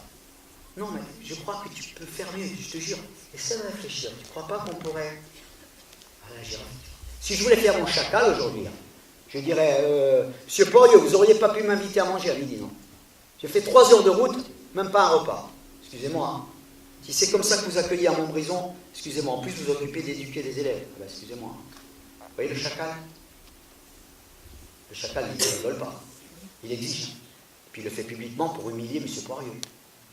D'accord? Et là, c'est très toxique. Je viens d'allumer un incendie. Je viens d'inventer un conflit avec M. Poirier qui peut-être à la fin va me dire, écoutez, M. Bernardini, franchement, excusez-moi, mais vous m'auriez demandé, je vous mais moi je suis chacal. J'ai besoin de manger, mais la manière dont je l'exprime, elle est catastrophique. Si je suis girafe, par contre, si j'ai dit, vous savez, j'ai un petit creux, si quelqu'un, alors là, tout le monde a envie. Et moi, je suis chacal. Je rentre ce soir à la maison. Maman, t'as lavé mon jean? Ah non, ma fille, aujourd'hui, j'ai pas pu. Ah, mais c'est bon, là, ça va, laisse tomber. En ce moment, il n'y a que toi qui compte. D'ailleurs, t'es une égoïste. Je te l'ai toujours dit, t'es une égoïste. Même papa, il t'a dit que t'es une égoïste. Je vais dans ma chambre, je claque la porte et je mets la musique à fond. Occupe-toi de toi, tu ferais bien, là. Maman, la pauvre, elle est girafe, quoi. Et là, elle est désolée parce qu'elle se dit, mais pourquoi tu me fais ça, quoi? Mais pourquoi elle me fait ça? Puis 2 minutes après, elle va taper à la porte. Ma fille. Non, laisse tomber, occupe-toi de toi. T'es une égoïste. Ma fille, j'ai été chez le médecin aujourd'hui. En plus, j'ai pas appris une bonne nouvelle. Ça va, mais occupe-toi de toi, fais un régime, ça te fera du bien. Vous voyez le chacal? Moi, je veux mon jean. Hein. Maman, ça fait 290 fois qu'elle lave le jean. Mais aujourd'hui, moi, je voulais aujourd'hui. Hein. Et le chacal, il rigole pas. Ok? J'appelle mon meilleur ami. est-ce que dis-moi, dimanche, tu pourrais m'aider pour déménager parce qu'avec mes parents, on va... Ah non, dimanche, Ah non, mais ça va, bon, tu peux pas. Bon, c'est bon, laisse tomber. Moi, chaque fois que tu m'appelles, je suis là. Toi, je t'appelle une fois et je te demande, tu peux pas... Non, mais je t'explique. Non, mais ça va, laisse tomber, j'ai compris. Hein. T'es vraiment un moins que rien, quoi. Le chacal. Il ne demande pas le chacal, il exige. Si tu me dis pas oui, je te sanctionne. Je te raye de la carte. Et là, je viens d'inventer un conflit avec mon meilleur ami qui m'a toujours rendu service. Je t'explique. Dimanche, c'est l'anniversaire de ma grand-mère. Je suis obligé d'aller, je ne peux pas dire ça, mais ça va, occupe-toi de ta grand-mère. Le chacal, il est poli. Vous voyez, occupe-toi de ta grand-mère, il n'y a pas d'insulte. Mais derrière, ouais, occupe-toi de ta grand-mère. Hein. C'est poli, c'est bien formulé, mais attention, c'est très... Il y a un professeur qui me racontait une histoire récemment, il me dit, j'arrive le lundi matin, je vois par exemple Nathalie, je dis, oh Nathalie, qu'est-ce qui se passe ce matin? Tu es triste, tu as l'air triste. Ah monsieur, en plus vous me demandez si je suis triste. Ben oui Nathalie, d'habitude tu arrives le lundi matin, tu es toute souriante et tout, tu es le soleil de la... Ah monsieur, vous avez vu la note que vous m'avez mise? La note que je t'ai mise. Ah monsieur, vous m'avez mis 4, ça fait 2 fois. Nathalie, t'as lu tes devoirs? Tu n'es pas venu en cours, tu n'as pas travaillé, tu as 4. Oui, d'accord, mais je suis la seule à avoir 4, monsieur. Vous voyez le chacal? Je ne suis pas heureux, c'est de votre faute. Hein. Il y a quelque chose qui ne va pas pour moi, c'est ta faute. C'est la tienne, c'est jamais de ma responsabilité. Hein. Je renvoie les fautes sur toi. C'est à cause de toi que je suis malheureux. Moi, je ne me remets pas en question. Et puis, comme Nathalie, donc, elle a grandi un peu dans une famille où il y a un peu une ambiance chacal, 2 jours après, vous savez, le prof, à la sortie du lycée, il rencontre la maman chacal. Et là, la maman chacal, elle fait semblant d'éviter le prof, mais le prof... Madame, écoutez, monsieur, vous n'aimez pas ma fille. Hein. J'aime pas votre fille. Ben oui, vous savez, elle est complètement découragée. Au début, elle vous trouvait sympathique, et puis maintenant, elle n'a plus envie de venir. Mais madame, ben oui, monsieur, vous avez mis 4, ça fait 2 fois qu'elle a 4. Mais madame, ça méritait 0. J'ai mis 4. Oui, d'accord, mais c'est la seule à avoir 4. Je vous jure, elle est complètement découragée. Mais madame, c'est pas comme ça que vous allez l'encourager. Je peux quand même pas mettre 14 quand ça mérite 4 ou 0. Vous voyez le chacal? Et là, donc, Nathalie, elle vient d'inventer, d'allumer un conflit avec le prof. La maman chacal, elle vient d'en rajouter une couche. Et toute l'année, on va se faire la gueule. Et puis derrière, je vais dire, dès que j'ai tourné la tête, je vais dire, quel con, ce prof de merde. Et là, on a inventé un conflit. Et ça va continuer. Et Nathalie, elle est dans sa posture de chacal. J'ai eu 4. Amusez-vous dans la vie à regarder quand est-ce que nous sommes chacal et quand est-ce que nous sommes girafes. Et vous allez voir. Regardez sur les réseaux les troupeaux de chacals qui circulent. Alors là, surtout quand ils sont anonymes. Les chacals anonymes. Il y en a un dans un lycée récemment, il m'a dit, Jean-François, ici au lycée, il y a des chacals ceinture noire. J'ai dit, ok. Ben, j'ai dit, on va faire des girafes ceinture noire alors. Vous n'avez pas envie de faire un club girafe? Ce qui est merveilleux avec la girafe, c'est que c'est contagieux aussi. Vous voyez, le chacal, c'est contagieux. Parce que si tu m'envoies une insulte sur Internet, qu'est-ce que je fais avec mon clic? Je t'en envoie tout de suite une autre. C'est pulsionnel. Je ne réfléchis même pas. Moi, je suis dans mon reptilien. Tu me traites de ci, je te traite de ça. Ça monte, ça monte, ça monte, ça monte. On n'arrête plus. Et je réponds. Ok? C'est ça que vous voyez souvent sur les réseaux. Par contre, la girafe, elle est contagieuse aussi. Je vous jure, si vous faites un club girafe dans votre lycée, vous allez voir que tout le monde, de plus en plus, devient girafe. Si je décide d'être girafe, bien sûr, il n'y a pas de girafe parfaite. Mais si je décide de l'être, je change tout dans ma vie. Et puis, si, de temps en temps, si je trouve un chacal devant moi, je sais le traiter avec humour. Je lui dis, oh, tu pourrais pas faire pousser un peu tes oreilles de girafe, petit chacal. Oh, t'as vu comment tu parles? Mais pour lui, parler comme ça, c'est normal. Pas de problème. Hein? Je traite de bâtard, de salope, c'est des mots chacal, mais peu importe, pas un problème. Et vous lui dites, tu peux pas faire pousser un peu tes oreilles de girafe, tu vas voir, tu seras plus beau, je t'aimerai beaucoup plus. Fais un petit effort, ok. Et là, vous commencez à voir. Amusez-vous donc à voir comment dans nos vies, nous sommes à la fois chacal ou bien girafe. Et je vous jure que dans le monde des girafes, on est beaucoup plus heureux. Alors c'est sûr que quand un troupeau de chacal tombe sur une petite girafe toute seule, la pauvre, elle a du mal, c'est sûr. Mais si nous sommes tous girafes, alors là, ça change tout. Hein. C'est le petit chacal qui va fuir. C'est lui qui va dire, non, finalement, c'est moi. Lui. Et si on décide ici d'être tous un peu plus girafes, vous allez voir que les chacals, ils vont avoir du mal. Celui qui parle chacal, il va se sentir tout à fait ridicule. Bref, alors, je voulais vous raconter une histoire. qui montre comment la non-violence, elle peut être très intéressante et qu'elle peut nous aider. C'est une histoire vraie qui s'est déroulée dans un lycée. Un jour, il y avait une formation à la non-violence. Donc moi, je ne suis pas formateur en non-violence, je ne suis pas professeur de non-violence. Je suis candidat, je suis un apprenti. Mais un jour, il y avait une formatrice en non-violence avec un groupe de 15 élèves. D'ailleurs, si un jour, vous voulez tenter de faire une de ces formations-là, nous sommes prêts à vous y aider. Je vous le dis et je le dis à votre chef d'établissement. Et vous allez voir que la non-violence, ça peut même devenir votre métier. Et que ça va être très utile dans les métiers que vous ferez demain, puisque vous allez vous occuper de l'humain.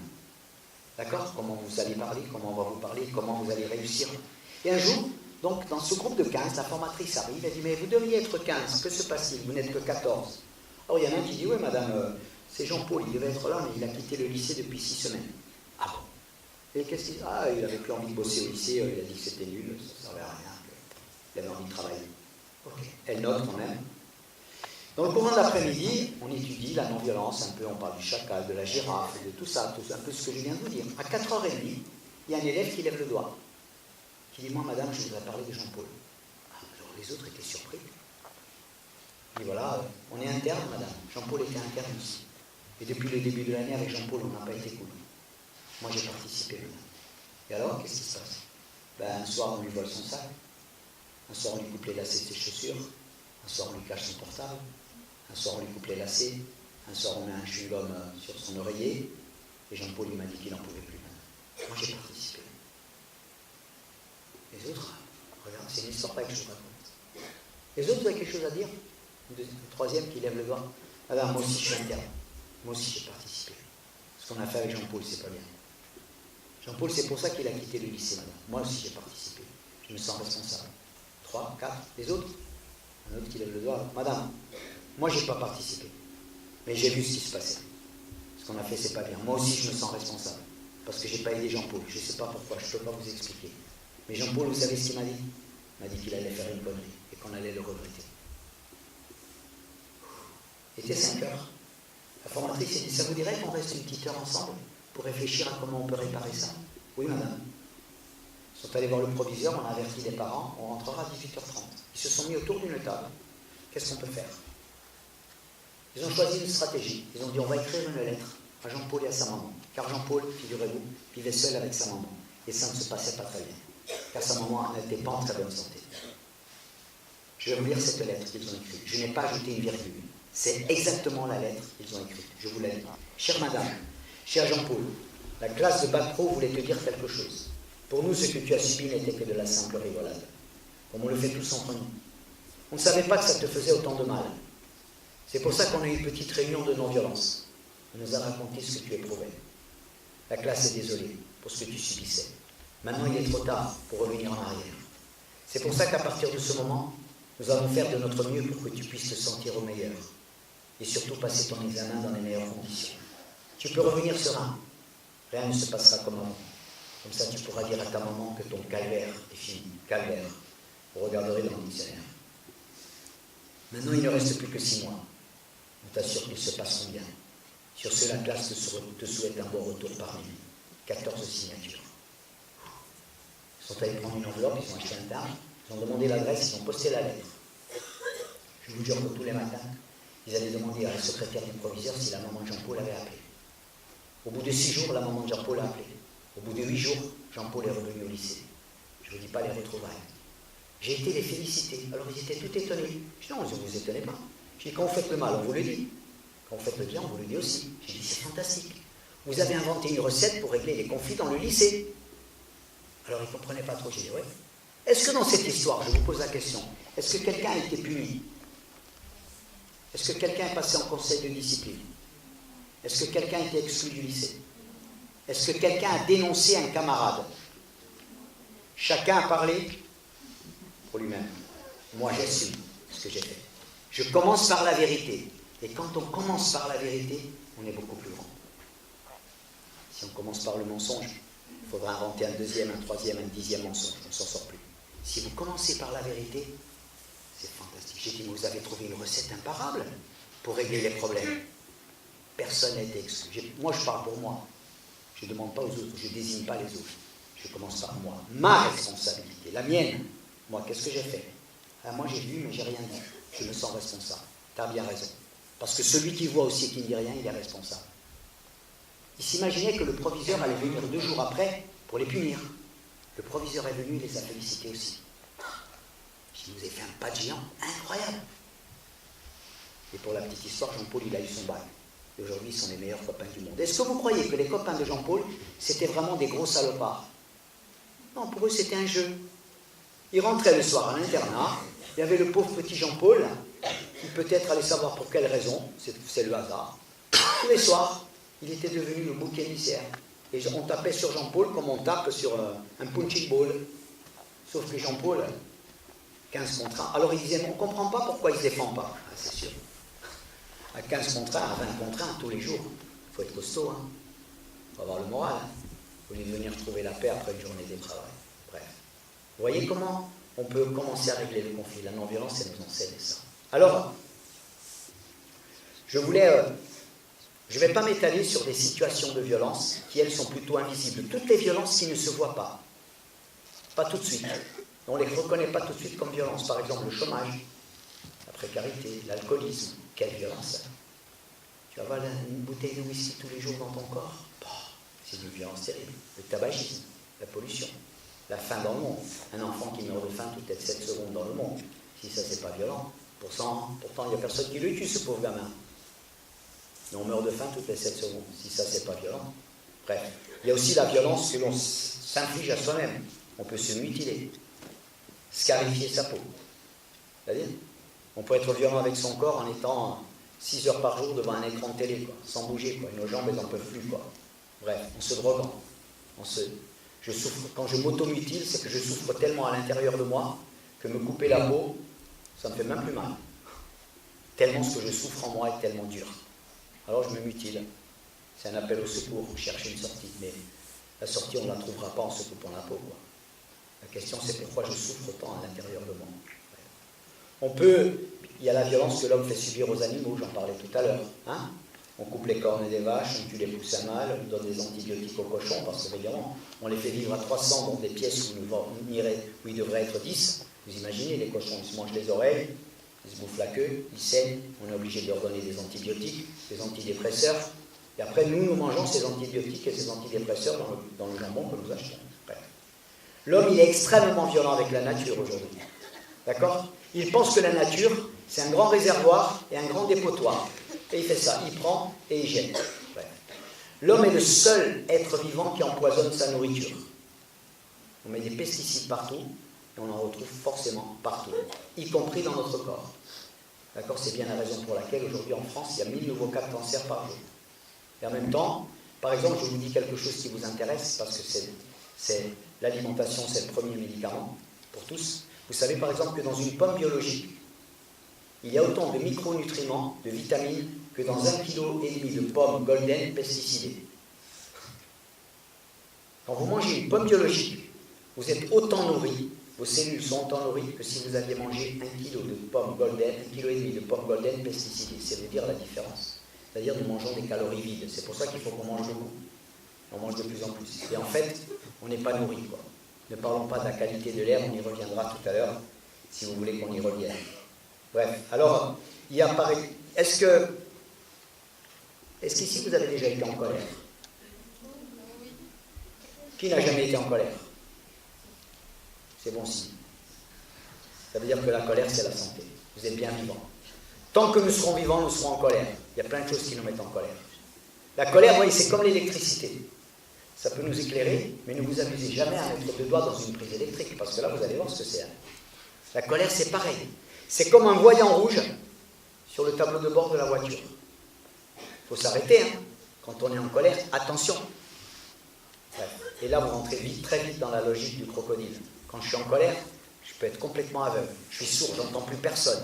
Je suis hors de moi. Vous avez déjà entendu la phrase « c'était plus fort que moi ». Ah oui, c'était plus fort que moi, j'ai pris la bouteille et je l'ai cassée sur la tête.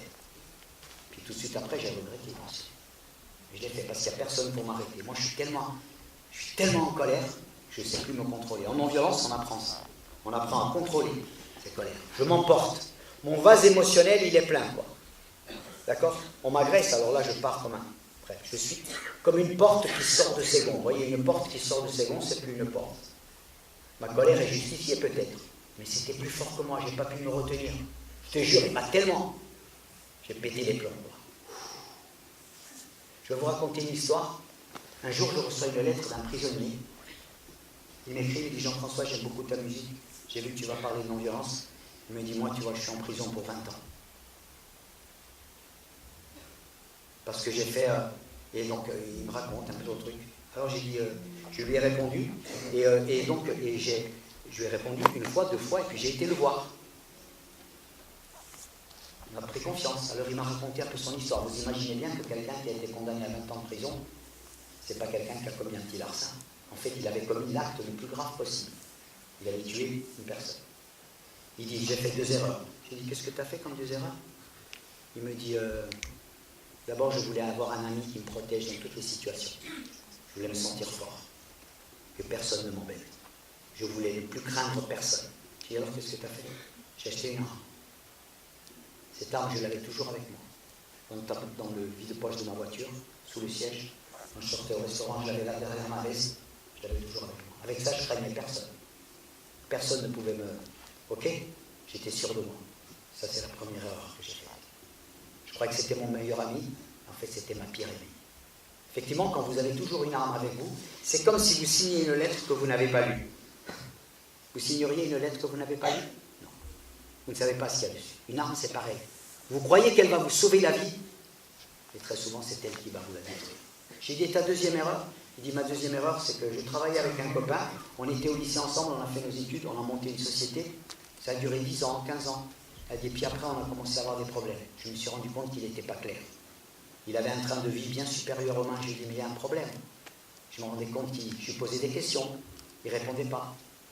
Je voyais qu'il y avait des trucs qui n'étaient pas clairs dans la comptabilité et tout ça. Un jour, je lui ai dit, et ça montait. Un jour, je lui ai dit, il faut qu'on se parle d'homme à homme.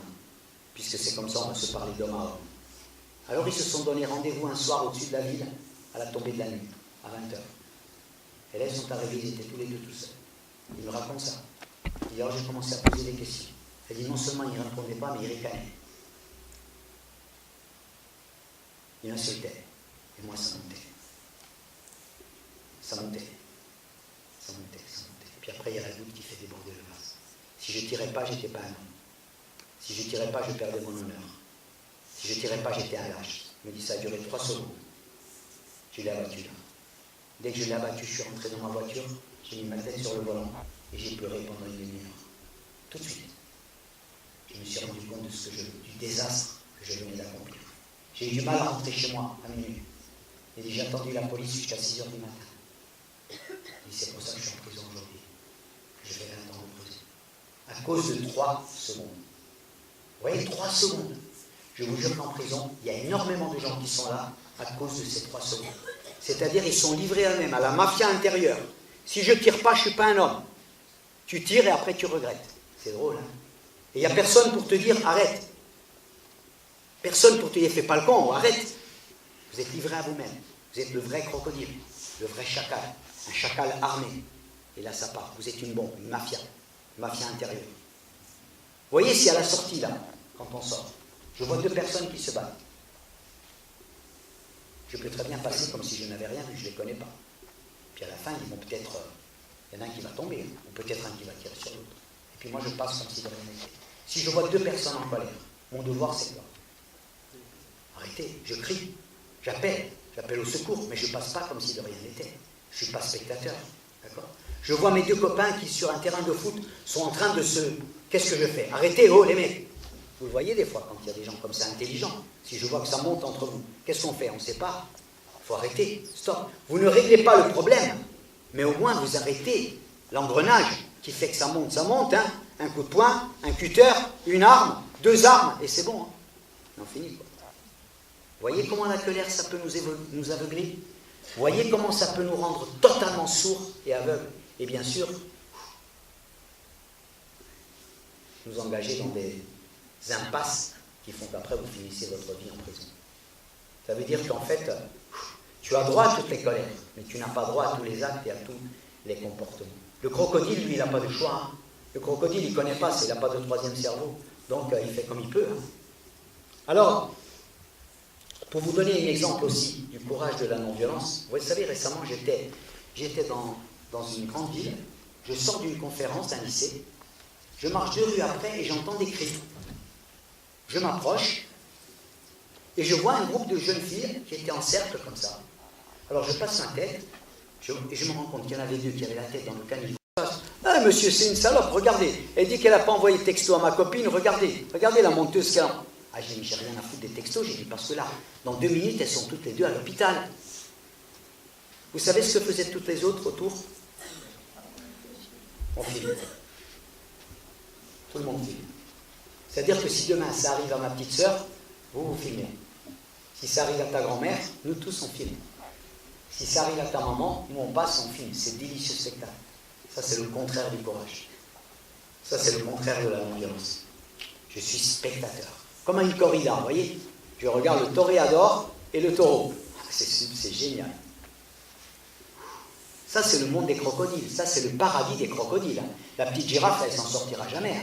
Pourquoi? Parce qu'autour, il y a des gros chacals et il y a surtout beaucoup de spectateurs. Je me mêle de rien, c'est pas mon problème. Or, quand je vois ça dehors, des gens qui se battent, qu'est-ce que je peux faire? Je peux crier en non-violence. On vous apprend que si vous criez « Au feu !» ben, je veux dire que même ceux qui se battent, ils entendent. Alors que si vous criez au secours, ils n'entendent pas. Au feu, ça veut dire « Ah !» On vous apprend des techniques, vous apprenez à arrêter l'engrenage de la violence. Bref, voyez comment le courage, ça peut être autre chose. Ça n'est pas être spectateur. Je voulais terminer en vous racontant deux histoires. La première, c'est l'histoire d'une femme qui s'appelle, j'aurais pu parler du harcèlement, mais si vous posez des questions tout à l'heure, je le ferai. La première est une femme dont vous connaissez peut-être le nom, elle s'appelle Rosa Parks. Qui connaît le nom de Rosa Parks? Ah, vous êtes passé. Alors Rosa Parks, c'est une femme américaine. Elle vivait aux États-Unis dans les années 1950. Il faut savoir qu'à cette époque-là, aux États-Unis, c'était ce qu'on appelle la ségrégation raciale. Ça veut dire quoi? C'est très simple. Il y avait une frontière entre les blancs et les noirs. Des restaurants pour les blancs qui étaient interdits aux noirs. Des écoles pour les blancs qui étaient interdits aux noirs. Des fontaines publiques pour les blancs qui étaient interdits aux noirs. Des écoles pour les blancs qui étaient interdites aux noirs. Les noirs n'avaient pas le droit de vote. Et dans les autobus de certaines villes, ils n'avaient pas le droit de s'asseoir au premier rang, ni au deuxième, ni au troisième, ils devaient se mettre au fond. Et s'il y avait des blancs qui demandent la place, il fallait qu'ils dégagent. Vous imaginez l'injustice? L'humiliation de tous les jours? Alors là, il y avait des noirs qui disaient, il faut prendre des armes, il faut sortir la nuit, il faut les abattre comme des lapins, tous ces salopards. Et d'autres qui disaient, non, attention, si on prend les armes, on est mort. Vous êtes des lâches, vous êtes des pas courageux. Un jour, il y a une femme formée à la non-violence, Rosa Parks. Elle était couturière. Une petite couturière, simple, formée à la non-violence. Je dois vous dire d'ailleurs qu'une jeune collégienne de 15 ans avait fait le même geste qu'elle quelques mois auparavant. Ça, c'est moins sûr. Elle s'appelle Claudette Colbert. Elle avait fait la même chose. Elle avait 15 ans. D'accord? Elle avait fait le même geste qu'elle. Un soir, Rosa Parks, elle sort de son travail, elle prend le bus comme d'habitude. Elle était formée à la non-violence, elle avait décidé. Elle rentre, le premier rang était libre. Elle s'assied au premier rang. Les passagers du bus regardent et disent, qu'est-ce qui se passe là? 2 stations après, il y a un mec qui monte, il la voit au premier rang, il va voir le chauffeur et dit, dis-moi, c'est quoi ce bordel? Qu'est-ce qu'elle fait l'autre là au premier rang? Pas possible ça. On ne respecte plus les lois dans ce pays, c'est quoi? On fait n'importe quoi maintenant. Le chauffeur, il allume son micro. Madame, s'il vous plaît, veuillez vous déplacer à l'arrière de mon bus. Rosa Parks, ça ne bouge pas. Madame, s'il vous plaît, veuillez vous déplacer à l'arrière de l'autocar. Rosa Parks, ça ne bouge pas. Il appuie sur son bouton de sécurité. 3 stations après, la police monte à bord. Rosa Parks savait ce qu'il attendait. Et dans ses mains, on lui passe les menottes. On la tire de son siège comme un sac de pommes de terre. Attitude chacal, terrible, devant tout le monde, humilié devant tout le monde. Même les blancs qui étaient dans le bus, ils disaient, c'est incroyable, c'est scandaleux de voir ça. C'est scandaleux. Elle est amenée au commissariat le soir, elle est emprisonnée. Le bruit court dans la ville. C'était à Montgomery, aux États-Unis. Vous regarderez sur la carte. Je ne vous dis pas la colère des Noirs. Et ce soir, on sort, on fait des commandos. Il faut tirer maintenant. Il faut y aller. Maintenant, on amène nos femmes, nos mamans, nos sœurs. On les amène au commissariat parce qu'elles se sont assises D'autres qui disaient non, on ne prend pas les armes. Si on prend les armes, on est mort. Et là, il y a un pasteur qui intervient, Martin Luther King. Vous avez sans doute déjà lu son titre, son texte, I have a dream, j'ai le rêve. Lisez-le, vous allez voir, avec votre prof d'anglais, il est fabuleux. J'ai le rêve que des enfants blancs et noirs. Lui, il dit non, non, pas avec les armes. Alors ils réfléchissent, qu'est-ce qu'on peut faire? On va lutter, bien sûr. Ils décident de choisir une méthode de la non-violence. Ils disent, à partir de lundi, nous les Noirs, on ne donne plus un seul dollar pour monter dans ces bus de la honte. C'est des bus honteux, c'est indigne de l'humanité. On ne donne plus un dollar. Alors il y en avait qui disaient, d'accord, mais nous, moi je prends le bus, je fais 12 km le matin, 12 km le soir. Peu importe, on va se débrouiller. Le lundi matin, le boycott commence. Les bus circulent à vide. Et on commence à voir des gens, des Noirs qui marchent. Certains pieds nus. Il faisait très froid. C'est en décembre 1955. En décembre 1954. Bref. Et ça commence. Un jour, 2 jours, 3 jours. Et là, on commence à voir des gestes qu'on n'avait jamais vus. Il y avait des taxis blancs qui s'arrêtaient, qui disaient, vous allez où, madame? Je vais de l'autre côté de ma ville, de la ville. Je vais récupérer ma petite fille qui a 3 ans. Sa maman va travailler, figurez-vous, je suis déjà en retard. Sans les bus, comment voulez-vous que je fasse? Je vous amène, madame. On va covoiturer. Et ce soir, je vous reprendrai. On voit des gestes qu'on n'avait jamais vus. 1 semaine, 2 semaines, 3 semaines, 1 mois de boycott. Il y avait des blancs qui aidaient des noirs, qui donnaient des chaussures. 3 mois de boycott. 3 mois? Oui. Ils commencent à recevoir des messages du monde entier. On est avec vous, les justes avec les justes. 6 mois de boycott, 7 mois, 8 mois. Le gouvernement ne bouge pas. Là, il y avait des entreprises qui commençaient à dire, mais là, on n'a plus d'argent pour payer les chauffeurs. Il n'y a plus de recettes. Les bus se retournent à vide. Les bus sont au garage. Il n'y a plus rien. On n'a pas d'argent pour payer les chauffeurs, pour entretenir les machines. Bref, vous savez combien a duré le boycott? 386 jours. Plus d'un an. Au bout de 386 jours, le gouvernement a été obligé de négocier. Ils se sont mis autour d'une table. Ils ont voté la fin de la ségrégation raciale. Rosa Parks a prouvé, avec une méthode de la non-violence, en s'asseyant dans un bus, à une place qui lui était interdite, on pouvait commencer à renverser un mur d'injustice effroyable. Est-ce que vous pensez qu'elle aurait été plus efficace avec des armes? Avec des armes, il y aurait eu beaucoup de morts. Énormément de morts. Et la loi n'aurait pas été renversée. Voilà l'efficacité de la non-violence. C'est un exemple parmi des centaines d'autres. Je voulais terminer par une dernière histoire. C'est une histoire vraie. C'est un peu un sommet de la non-violence. Personne ici ne sera jamais confronté à ça. C'est bien pour ça qu'il faut semer la non-violence. Et personne ici ne peut dire qu'il peut être capable de ça. Moi, le premier. Un jour, à Washington, à 3 h du matin, ou à 2 h du matin, la police vient frapper à la porte d'un appartement où une maman vivait seule avec son enfant de 13 ans. Police! La maman, elle ouvre affolée. Elle dit, j'ai alerté toutes les polices de la ville. Mon enfant de 13 ans n'est pas rentré, j'attends des nouvelles. Qu'est-ce qui se passe? Dites-moi, qu'est-ce qui se passe? Je n'en peux plus. Elle apprend au bout de quelques minutes qu'il est arrivé une chose très très grave à son enfant de 13 ans. Effectivement, son enfant de 13 ans vient d'être retrouvé assassiné à 2 rues de là. Vous imaginez? C'est-à-dire que là, le chacal, il a envie de sortir et de tuer tout le monde. Le matin, l'enquête commence. On arrête un suspect. Ce suspect, il a 13 ans et demi. 13 ans et demi. Il y a un certain nombre de charges qui pèsent contre lui, donc il va y avoir un procès. Il est présumé innocent, bien sûr.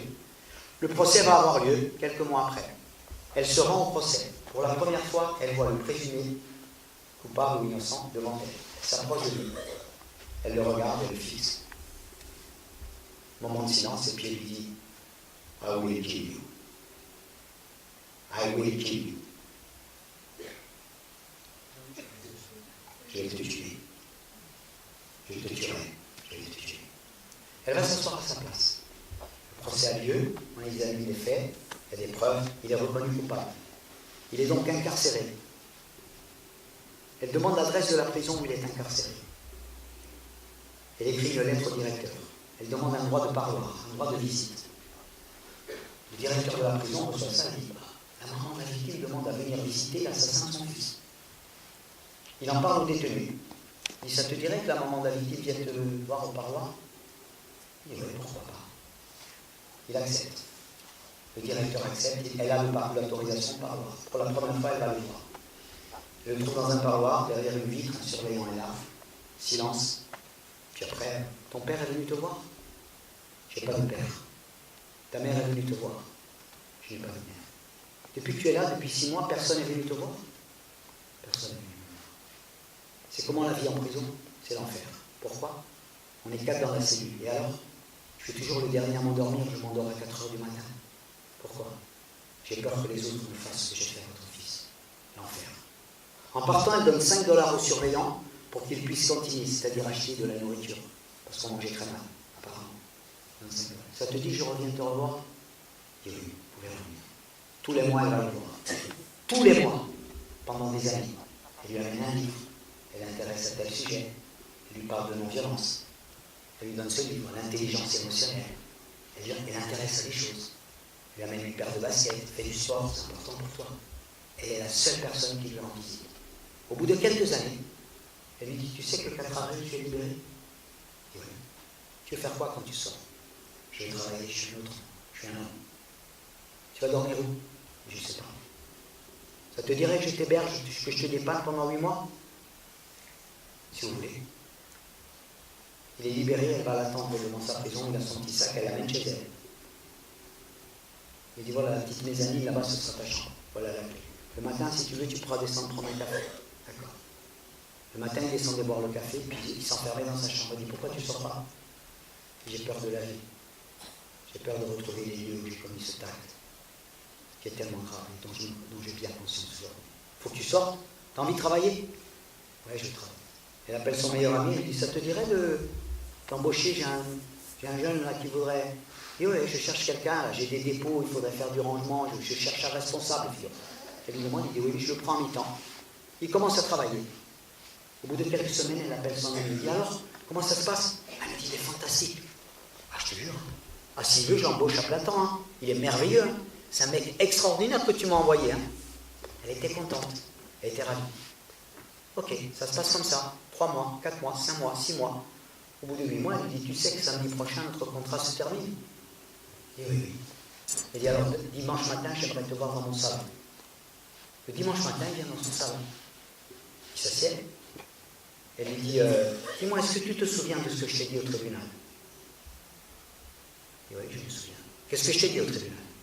Ben, vous aviez dit que vous alliez me tuer. Il dit, alors je viens de le faire. Alors, il était tout étonné. Il dit, je voulais empêcher à tout prix que le garçon qui a tué mon fils, qu'il reste vivant sur cette terre. Que ce garçon qui a tué mon fils reste vivant sur cette terre. C'est pour ça que je t'ai rendu visite. C'est pour ça que je t'ai donné un petit logement. J'ai aidé à trouver du travail, à te loger. De cette manière, j'ai commencé à te transformer. Ce garçon que tu as été à 13 ans de lui, celui qui a tué mon fils, il n'existe plus. Est-ce que nous sommes bien d'accord? Et là, nous sommes d'accord, il n'existe plus. Et là, je lui ai les neurones miroirs et ça lui met des deux côtés, hein, parce que ça voulait. Il dit, aujourd'hui, tu es libre, tu travailles. Tu as gagné ma confiance. Tu te rends compte? Tu as gagné ma confiance. Et comme mon fils n'est plus là, l'assassin de mon fils non plus n'est plus là. Alors j'ai envie de te demander quelque chose. Est-ce que nous sommes d'accord là-dessus? Et oui, nous sommes d'accord. L'assassin n'est plus là non plus.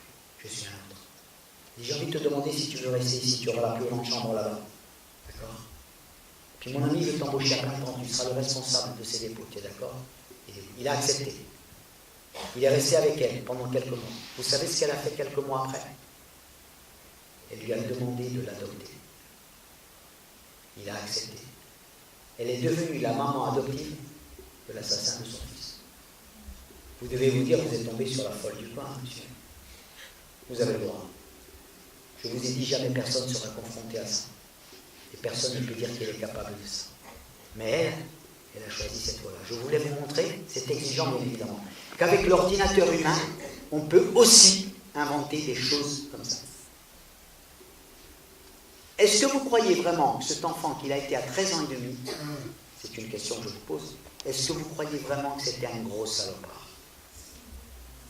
C'était un enfant des rues, sans père, ni mère. Il ne s'agit pas de l'excuser, hein. Il ne s'agit pas de lui dire t'as bien fait, de toute manière, pas du tout. Un soir, il a dû dans la rue rencontrer cet autre garçon de 13 ans, qui était peut-être un aller savoir. Il était là, oh, tu me donnes une cigarette. Oh, un coup de pied. Tu me donnes $1. Il ne veut pas. Je sors un cutter, 3 secondes. C'est bon. Je tue pas. 3 secondes. les mêmes 3 secondes que tout à l'heure. Et toute sa vie va prise. Sauf qu'il a trouvé une femme extraordinaire, qui était formée à la non-violence, et qui lui a dit d'une certaine manière, tu as fait une faute très grave, mais tu n'es pas ta faute toute ta vie. Tu as été stupide un jour, mais tu n'es pas stupide pour toute ta vie. Tu as fait une erreur, mais tu n'es pas ton erreur.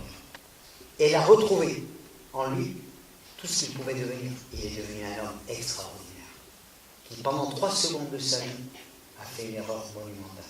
Mais il a su lui aussi rallumer ses neurones miroirs. Il n'a pas dit non, j'ai rien fait, mon beau-fils, je m'en fous. Pas du tout. Il a pris conscience, il s'est réparé, et il a trouvé une partenaire extraordinaire. Il est devenu son fils. C'est symbolique, mais c'est tellement fort. Avec l'ordinateur humain, on peut aussi inventer des choses comme ça. Et la non-violence est liée pour quelque chose. Je vous remercie de votre écoute.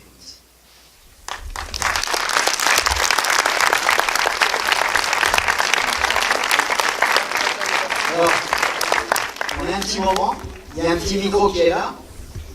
Je ne sais pas s'il y en a parmi vous qui ont envie de dire quelque chose, de faire une remarque, de dire merci, de dire on s'est ennuyé, de dire ça sert à rien, de dire j'aimerais vous demander, je ne sais pas. Qui aurait envie de dire simplement ce qu'il a sur le cœur, par exemple, si ça lui a fait du bien, si ça valait la peine, ou si ça sert absolument à rien tout ça. Qui a envie de parler? Vous collez bien votre micro, et surtout, nous autres, nous écoutons avec des oreilles girafes. D'accord? Alors c'est qui parle? C'est moi. Tu t'appelles comment? Luna. Oui, je t'écoute, on t'écoute. Je voulais vous remercier parce que c'était très touchant et ça a appris beaucoup de choses et ça nous permet aussi d'avoir un autre regard par rapport à la violence et que c'est pas forcément des coups mais ça peut être aussi simplement des mots et que ça peut travailler énormément les personnes et qu'on ne se rend pas forcément compte. Ah, c'est beau ce que tu nous dis.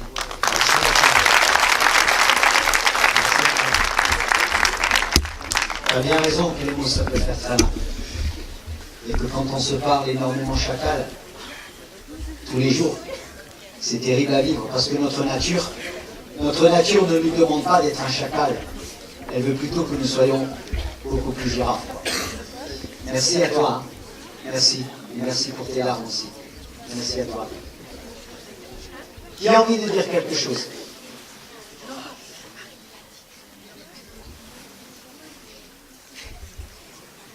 Ici, on n'est pas noté. Hein. Ce n'est pas une discipline. On n'est pas noté. On dit juste ce qu'on a envie de partager, simplement. Nous demander comme question.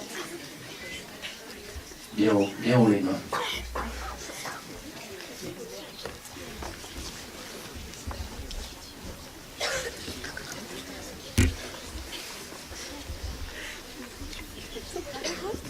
Qui nous parle? Ça c'est moi. Tu t'appelles? Tout le monde me regarde, ça fait bizarre. Élodie. Bonjour Élodie. Dans ce que vous dites, on entend beaucoup que la violence est provoquée par le sentiment de colère. La question que j'aurais à vous poser, c'est qu'est-ce que vous proposez comme solution pour évacuer la colère d'une manière pacifique? C'est bien ta question, Élodie.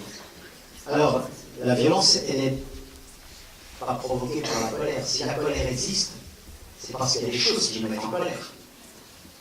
Très souvent, quand on voit des choses injustes, c'est bien normal d'être en colère, non?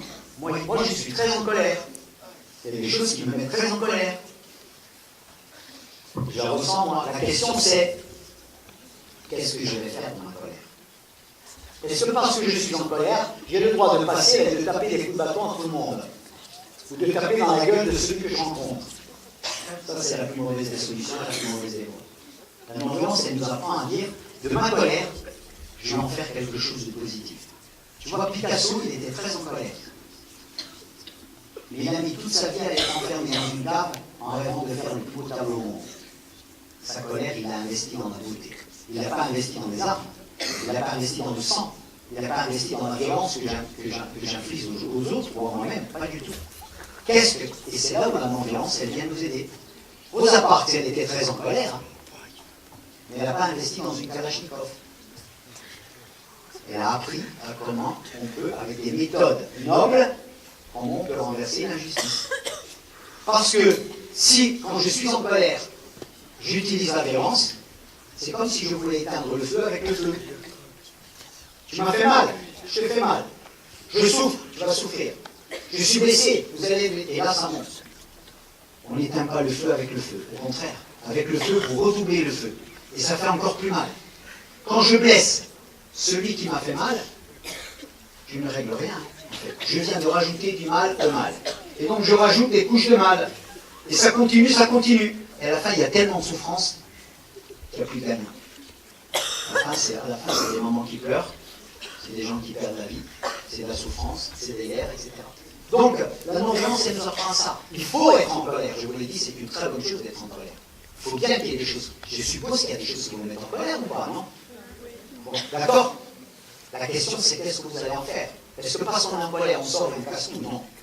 Ça, la non-violence, elle te dit, bon, attention, parce que là, tu vas tomber. Et tu vas perdre, en plus. Et l'injustice, elle va gagner encore plus. Donc moi, je te propose que nous réfléchissions à des moyens nobles pour abattre l'injustice, le mensonge, tout ce qui nous met en colère. Parce qu'avec la violence et les armes, alors là, tu perdras, et tu risques même de perdre ta vie. Et d'autres perdront la leur. Et donc ne pas tomber dans ce engrenage de la violence qui est un piège. La violence, elle croit nous libérer, ne nous libère pas. C'est prouvé aujourd'hui d'ailleurs. Il y a des études, et j'en parlerai à la conférence de ce soir, qui le démontrent. Donc voilà. Alors comment on fait? Au niveau pratique, par exemple, si je suis très en colère, dans des stages de non-violence, on te dit, quand tu es très en colère, touche quelque chose. Et moi, si je vois mon meilleur ami en colère, je dis, arrête, arrête, non, arrête, arrête. Au stop, calme-toi. Vous faites retomber la colère. Vous faites retomber la colère. Vous parlez. Et quand vous tombez au niveau de la parole, ça veut dire que là, vous êtes remonté au troisième cerveau, vous réfléchissez. Vous n'êtes plus dans... Comme le crocodile. Le crocodile, il connaît que ça. Hein. C'est toi ou moi, tout de suite. Et si tu me regardes, c'est parti. Mais on n'est pas des crocodiles. Vous avez envie de vivre dans un monde de crocodiles? Qui a envie de ça? Personne n'a envie de ça. D'accord? C'est pas le courage, c'est justement de ne pas devenir crocodile. C'est ça le courage. C'est le courage de Rosa Parks. On pouvait lui dire, ah, mais tu es nul, toi tu es une mauviette, tu ne peux pas prendre les armes. Non. Les armes vont devenir mon plus grand ennemi. C'est ce qu'on apprend en non-violence. Et c'est à tous les niveaux. Hein? J'espère que j'ai répondu un petit peu à ta question. Hein? Merci à toi. Merci Elodie. Merci Elodie. Qui a envie de poser une question? Vous dire quelque chose, simplement. Vous dites quelque chose. Vous êtes en libre expression ici. Oui, qui parle? Yael. Yael. Bonjour Yael. Vas-y. Moi, en fait, j'ai trouvé ça super bien, super intéressant. Et après, je sais pas comment expliquer avec mes mots, mais en gros, ça change un peu notre façon de penser. Et les valeurs de la vie, en fait, les vraies valeurs, enfin, je sais pas comment expliquer, mais... C'est déjà bien ce que tu dis, Yael. Ça veut dire, Yael, que ton GPS intérieur, ton petit GPS intérieur, il s'est trouvé en accord avec ce que nous avons dit. Pourquoi? Parce que notre disque dur, il est fait pour ça. Nous sommes faits pour penser comme ça. Sauf que le monde, tous les jours, il nous dit, il faut frapper, tu ne frappes pas, tu ne fais pas respecter. Et la violence qu'on voit partout. Et on s'imagine qu'autour de nous, il y a des chacals. Et je suis certain qu'ici, à 99,9%, nous voulons tous être des girafes. Tous. Mais nous sommes contaminés par la violence. On nous fait croire qu'il faut faire comme ça, il faut être le premier, pour se faire respecter, il ne faut pas se laisser faire. Et là, on y va. On devient un chacal incroyable. D'accord? Et j'en ai rien à foutre de vous. Or, ma nature, c'est tout autre. Et quand nous sommes girafes, nous sommes beaucoup plus heureux. Donc, ton GPS intérieur, dans ce qui a été dit aujourd'hui, il se trouve rassuré. Quoi. Il dit, ah d'accord, maintenant je me sens mieux. C'est comme ça que ça marche. Ah, c'est super, ça fait du bien. Ça nous met en paix. Et vous avez remarqué la violence qu'il y a autour de nous, sur les écrans et partout? On n'a que ça, on a l'impression qu'il y a que ça. Si moi aujourd'hui j'étais venu ici à Montbrison, j'étais parti, j'étais allé dans la rue, j'avais agressé une grand-mère à vous, en voulant lui prendre son sac et je l'avais jeté par terre, demain je serai à la une du journal. Parce que la violence, elle est télégénique. On fait croire qu'il y a qu'elle, alors tout le monde. Et puis vous auriez eu peur, rien. Quand vous faites le bien, on vous voit beaucoup moins. Mais c'est le bien dont nous avons besoin. C'est ce qu'on fait aujourd'hui. Et ce soir, je vous propose de choquer vos parents à table. Vous allez arriver, vous allez leur parler de non-violence. Vous allez voir, ils vont vous demander si vous avez filé de la moquette au cinéma. C'est très bon pour D'abord, vous laissez un peu le son de la télé. Vous leur dites aujourd'hui, il y a un monsieur qui est venu, il a raconté ça. Qu'est-ce que tu en penses? C'est pas génial? Moi, ça me fait du bien d'entendre ça. Là, vos parents vont être étonnés. Et puis peut-être que votre maman, elle va vous dire, bah alors, c'est génial, tu vas être un peu plus girafe alors maintenant. C'est super. Merci ma fille, merci mon fils. Et toi aussi, papa, tu vas être un peu plus girafe. D'accord? C'est génial. On est tous gagnants. Merci, merci à elle. Qui a envie de parler? Merci.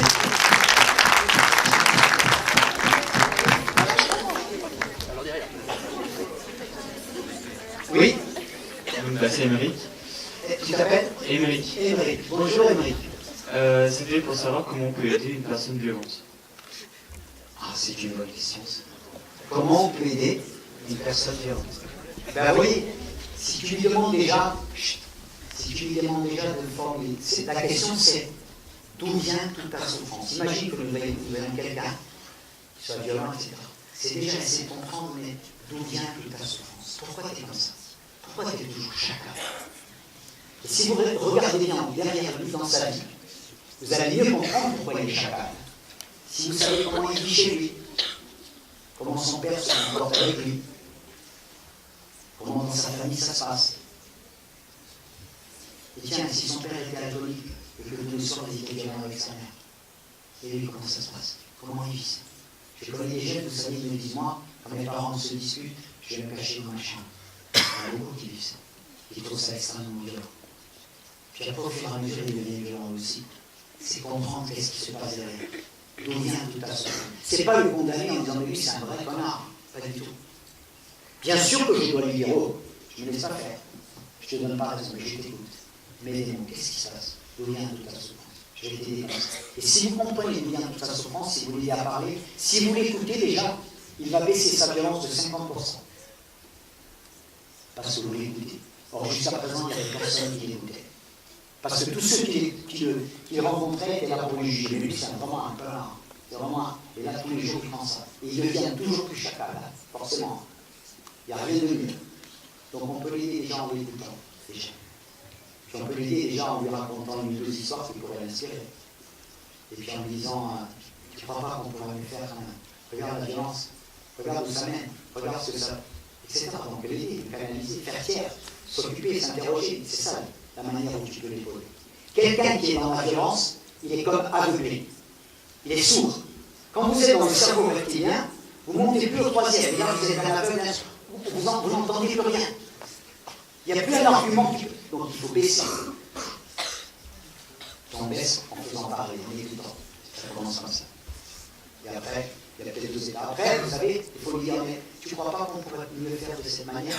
Quelqu'un qui dit, par exemple, je ne sais pas, ça peut être pour une histoire personnelle, mais ça peut être aussi quelqu'un qui dit, le monde il est injuste, etc. Ce soir, j'ai envie d'aller casser je ne sais quoi, j'ai envie de jeter des pavés au CRS, j'ai envie de... etc. Mais lui, on ne pourrait pas trouver une manière plus intelligente. Parce que le CRS, finalement, c'est pas lui notre ennemi. Les ennemis sont beaucoup plus hauts, quoi. Ils tirent les ficelles, quoi. Et nous, on est des marionnettes, on s'envoie des cailloux, l'autre il t'envoie des lacrymogènes, au final, il a des blessés. C'est peut-être pas lui le vrai ennemi. D'abord, le vrai ennemi, souvent, il est en nous, hein. En nous-mêmes. Il faut trouver déjà celui qu'on a en nous. Hein. Pourquoi je dis comme ça? Qu'est-ce qui se passe en moi? En non-violence, on est énormément. Mais désamorcer, qu'est-ce que tu vas faire de ta colère? Non. Si c'est dans la violence, la non-violence, elle te dit non. Il y a beaucoup mieux à faire. C'est beaucoup plus efficace. Et tu seras beaucoup plus heureux. Mais il faut monter à notre troisième cerveau. Merci à toi. Merci. Bonjour. Bonjour. Moi, Tu c'est t'appelles? Juliette. Bonjour Juliette. Au début, vous avez dit qu'il y avait des... Enfin, que si on était intéressé pour des formations ou pour en faire notre futur métier. Moi, j'adore tout ce que vous dites, la communication en fait. Et du coup, je voulais en savoir un peu plus en fait. C'est super. Mais déjà, j'ai envie de te dire que ton école de la non-violence, ça peut commencer dès aujourd'hui. Ce soir, tu vas rentrer, tu vas aller sur les réseaux, tu vas taper communication non violente, tu vas taper Marshall Rosenberg, tu vas commencer à t'intéresser. Et tu vas commencer toi-même à trouver des sources qui est insoupçonnable. Tu vas regarder les vidéos de Isabelle Cadorelli. Tu vas lire les livres de Marshall Rosenberg. Tu vas taper communication non violente. Tu vas commencer à dire, ah ouais, ok, ça d'accord, tu vas t'intéresser. Et là, tu vas te rendre compte que la non-violence dans toutes ces disciplines, communication non-violente, gestion des conflits, gestion des émotions, etc., c'est un outil de vie incroyable, c'est un équipement de vie incroyable. C'est une boussole qui va t'aider dans ta vie personnelle, dans ta famille, plus tard, quand tu auras une famille, dans ton métier, et ça peut devenir aussi ta profession. Et surtout, vous êtes dans des métiers, vous allez vous occuper de l'humain, et ça va être essentiel. Parce que là, vous allez être confronté à des injustices, à des violences, à des maux, etc. Savoir comment les gérer, c'est fabuleux. Donc tu vas commencer comme ça. Nous, si tu te veux intéresser à notre travail, tu regardes Fondation de Corse Humanité, et on peut très bien un jour, dans votre lycée, programmer une petite formation pour 15 d'entre vous. Généralement, ça se passe par groupe de 15. Et si vous avez envie de faire ça, nous, on peut vous aider. Il suffit que vous nous contactiez, qu'un de vos professeurs ou votre directeur vous contacte, et nous serons prêts à vous aider, à vous aiguiller, etc. Mais déjà, toi-même, tu vas commencer à regarder sur les réseaux t'intéresser à ça. Et là, tu vas voir, tu vas découvrir des mines d'or, des trésors. Marshall Rosenberg, communication non violente, Isabelle Padovani, la résolution non violente, tu vas voir qu'il y a des livres merveilleux. Tu vas lire de Marshall Rosenberg. Par exemple, ce livre-là, je pense que tu es assez grand pour lire ça, tu vois. Ça s'appelle L'intelligence émotionnelle. Oui. Tout à l'heure, quand j'ai parlé à M. Poirier, quand je lui ai dit, vous auriez pu m'inviter manger, j'ai fait preuve d'une bêtise émotionnelle incroyable. Je n'ai pas du tout été intelligent. Face en lui, je l'ai humilié publiquement. Vous avez vu comment je lui ai parlé? Forcément, lui, il a envie. Et quand un serré s'arrête un noir, et qu'il lui dit alors, espèce de bamboula. Vous voyez ce qui déclenche dans la tête de bamboula? De celui qu'il appelle bamboula. Il déclenche la colère. Il déclenche la haine. Le soir, ce jeune noir, il a envie de sortir et de tuer tout le monde. Pourquoi tu m'appelles comme ça? J'ai un prénom comme un autre. Non, mais t'es un bamboula. Ok. D'un point de vue de l'intelligence émotionnelle, c'est zéro, là. Là, on est à moins zéro. D'accord? Vous voyez comment, dans le monde, on peut fonctionner comme ça. La manière, juste avec un mot, hein. Et là, je déclenche des colères incroyables. Après, on ira les retenir. Donc, je t'invite vraiment à t'intéresser à toi et d'autres. Peut-être qu'ici, vous allez faire un petit club girafe dans ce lycée. Faites-le, je vous invite. Vraiment, vous allez voir que vous allez changer vos vies et celles de vos camarades. Et plus vous êtes girafe, plus le lycée va être un lycée heureux. C'est fantastique, et des familles heureuses. Merci. Sur tout un tas de choses. Et puis ce que j'en déduis, c'est que chacun doit s'exprimer comme il veut, de penser ce qu'il veut, de la manière dont il veut, qu'on soit garçon, fille, n'importe quelle personne. Voilà. Donc, c'est ce que je voulais dire. C'est déjà bien. On va s'exprimer comme on veut, tu as bien raison. Mais je rajouterais en fait une règle de vie. Tu as droit à toutes les émotions. Tu as droit de te sentir en colère. Tu as droit de te sentir triste. Tu as droit, mais tu n'as pas droit à tous les comportements. Vous voyez? C'est très important ça. Tu as droit à toutes les émotions, mais tu n'as pas droit à tous les comportements. Tu peux trouver que ton prof il est con, il est nul. Ok, tu as droit de toutes les idées. Ok. Tu peux trouver que tes parents sont, mais tu n'as pas droit à tous les comportements. Je vous disais tout à l'heure, je parlais des élèves qui viennent au lycée la peur au ventre. Et des profs qui viennent au lycée la peur au ventre. D'accord? Donc on a droit à toutes les émotions, on n'a pas droit à tous les comportements. On a droit surtout de respecter et d'être en relation avec les autres dans une relation apaisée, c'est-à-dire dans une relation girafe. Je ne te juge pas. D'accord? Et si tu me juges, j'essaie de ne pas croire au jugement qui est le tien, quoi. Parce que ton jugement, c'est un jugement de chacal.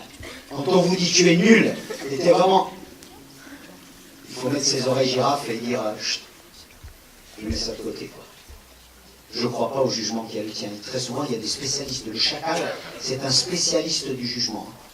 D'accord? Et le chacal, même quand il vous dit qu'il vous écoute, il ne vous écoute pas. Amy. Bonjour à toi. Alors, moi, c'était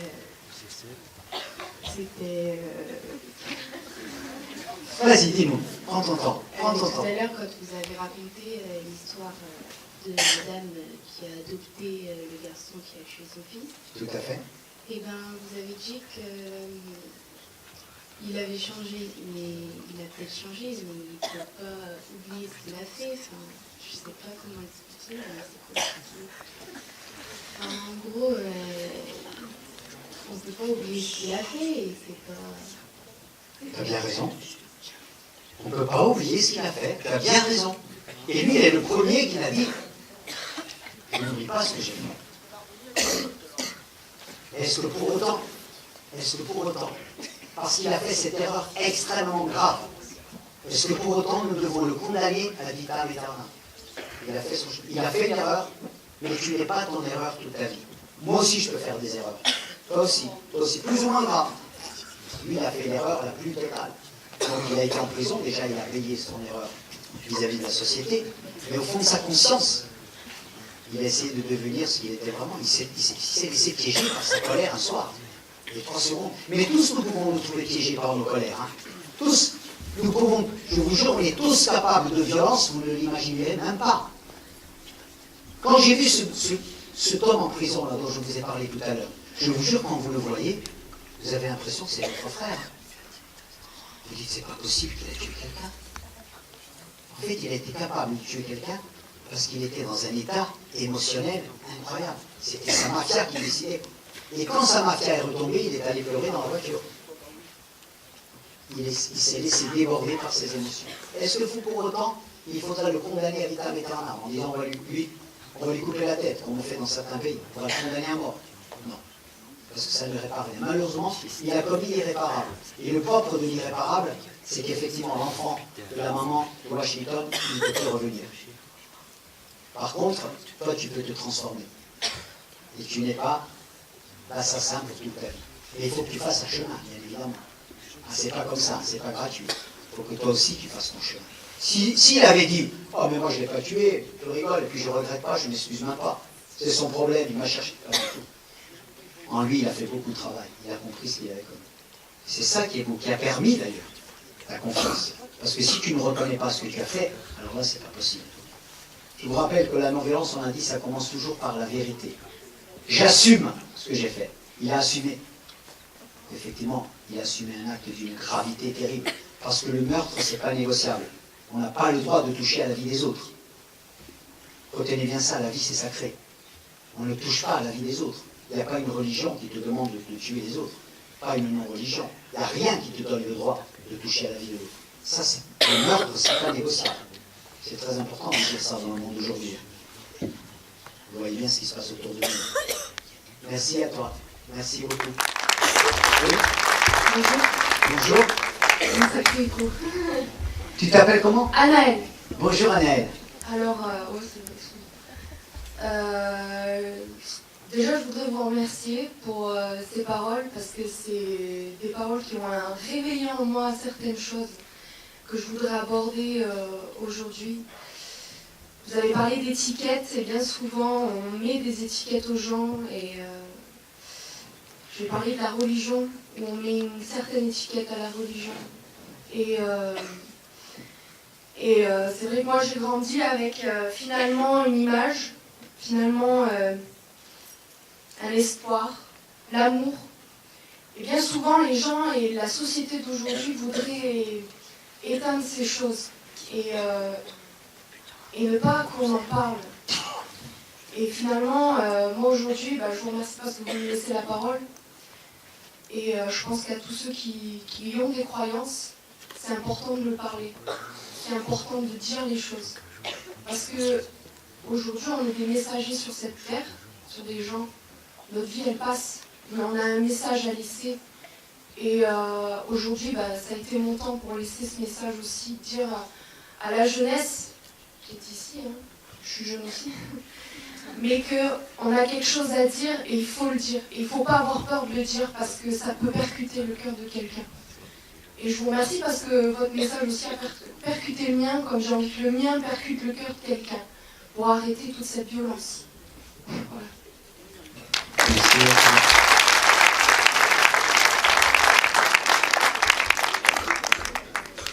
Salut.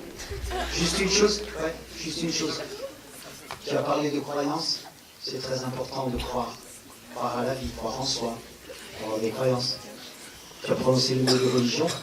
On m'a toujours dit, et je suis convaincu, que c'est pas la vie qui fait le moine. Tu vois, ce qui fait que tu es un être humain, c'est quand tu prouves dans ta vie de tous les jours que tu es capable d'amour, comme tu l'as dit, de fraternité, de respect, d'effort, de courage, de fragilité, de force, d'obstination, de patience, d'accueil, de bienveillance, de langage girafe. C'est ça qui fait qu'on est de meilleurs humains. Donc c'est tout ce dont tu viens de parler. Après que tu le vives avec une croyance religieuse, ou sans, peu importe. L'important c'est de respecter l'autre dans sa différence, dans sa pratique s'il en a. S'il n'a pas de pratique, peu importe. Ce n'est pas la vie qui fait le moine. Mais nous sommes appelés justement à vivre ensemble, à être bienveillants les uns vis-à-vis des autres. Même si la société nous apprend tout le contraire tous les jours. Nous avons la volonté de dire non. Je ne veux pas être ce chacal que tu veux que je devienne. Je ne veux pas être ce chacal qui écrase tout le monde et qui ne pense à lui. Et ça, tu as bien raison, c'est un appel qui peut percuter nos cœurs. Merci à toi. Merci beaucoup. Oui. Salut, moi je m'appelle Timothée. Bonjour Timothée. Moi je voulais poser une question. Il y a la vision de la girafe et du chacal.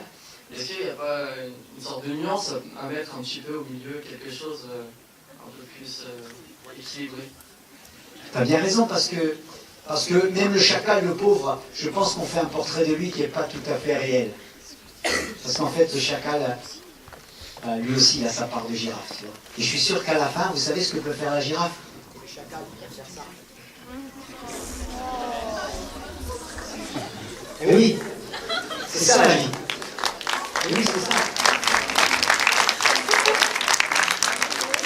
À la fin, il ne s'agit pas d'opposer. Il ne s'agit pas d'opposer les chacals et les girafes. Et très bien ta question. Il ne s'agit pas d'opposer les chacals et les girafes en disant nous on est les bons et dehors c'est tous les méchants. Pas du tout. Il s'agit d'aider chacun à dire on est tous fragiles, on est tous faibles, on est tous capables d'être chacal. Rassurez-vous, moi aussi. Je vais être chacal, moi aussi. Tous, on a nos faiblesses. Mais on va essayer de dire tiens, je sais qu'en girafe je suis beaucoup plus heureux. Et donc il ne s'agit pas de juger et de mettre à l'écart les chacals, pas du tout. Il s'agit d'assumer et de dire mais moi je choisis tous les jours de nourrir la petite girafe qui est en moi. Et ça c'est merveilleux. Donc tu as bien raison de dire qu'il y a un point de rencontre, il y a un point commun. En nous il y a les deux. Mais laquelle tu nourris tous les jours? Moi j'ai envie de le nourrir. Et j'ai envie qu'on nourrisse celle-là ensemble. Et c'est ça qui est merveilleux. C'est ça qui change le monde. Et tu peux le changer dès la sortie de cette salle, tu vois. Dès ce soir chez toi. Dès demain sur le terrain de foot. Dès demain dans la rue. Dès demain quand tu vas rencontrer une personne âgée dans la rue. Dès demain c'est possible. Quand tu vas passer devant celui qui boit son whisky là. Devant lui, direct. Ça peut changer dès là, tu vois. Ne fût-ce qu'un sourire. Même si tu n'as pas un euro à lui donner. Ne fût-ce qu'un sourire et t'arrêter, tu diras alors monsieur, ça va bien. Bonjour. Passez une bonne journée. Rien que ça. Tu lui as fait un cadeau. Pour lui, c'est un. Tu ne peux pas savoir ce que c'est. Voilà, c'est juste ça. Ça peut changer. Moi, la question que je me pose toujours, parce que je suis un passionné de solutions, c'est de me dire qu'est-ce que je peux faire devant ma porte dès maintenant? Ça m'intéresse. Tu vois? Et si je ne me posais pas cette question-là, aujourd'hui, je n'étais pas là avec vous. Hein. Pas du tout. Hein. Mais un jour, j'ai commencé ce chemin et j'ai trouvé des tas d'autres girafes qui me disent ah, mais moi, je viens. J'organise un autre. Des professeurs qui disent oui, c'est super. Et puis demain, on va être d'autres dizaines à dire mais il faut absolument qu'on partage ça. On va devenir tous contagieux de ça. C'est fantastique. Donc merci pour ta question. Merci beaucoup. On a un horaire à respecter. Oui.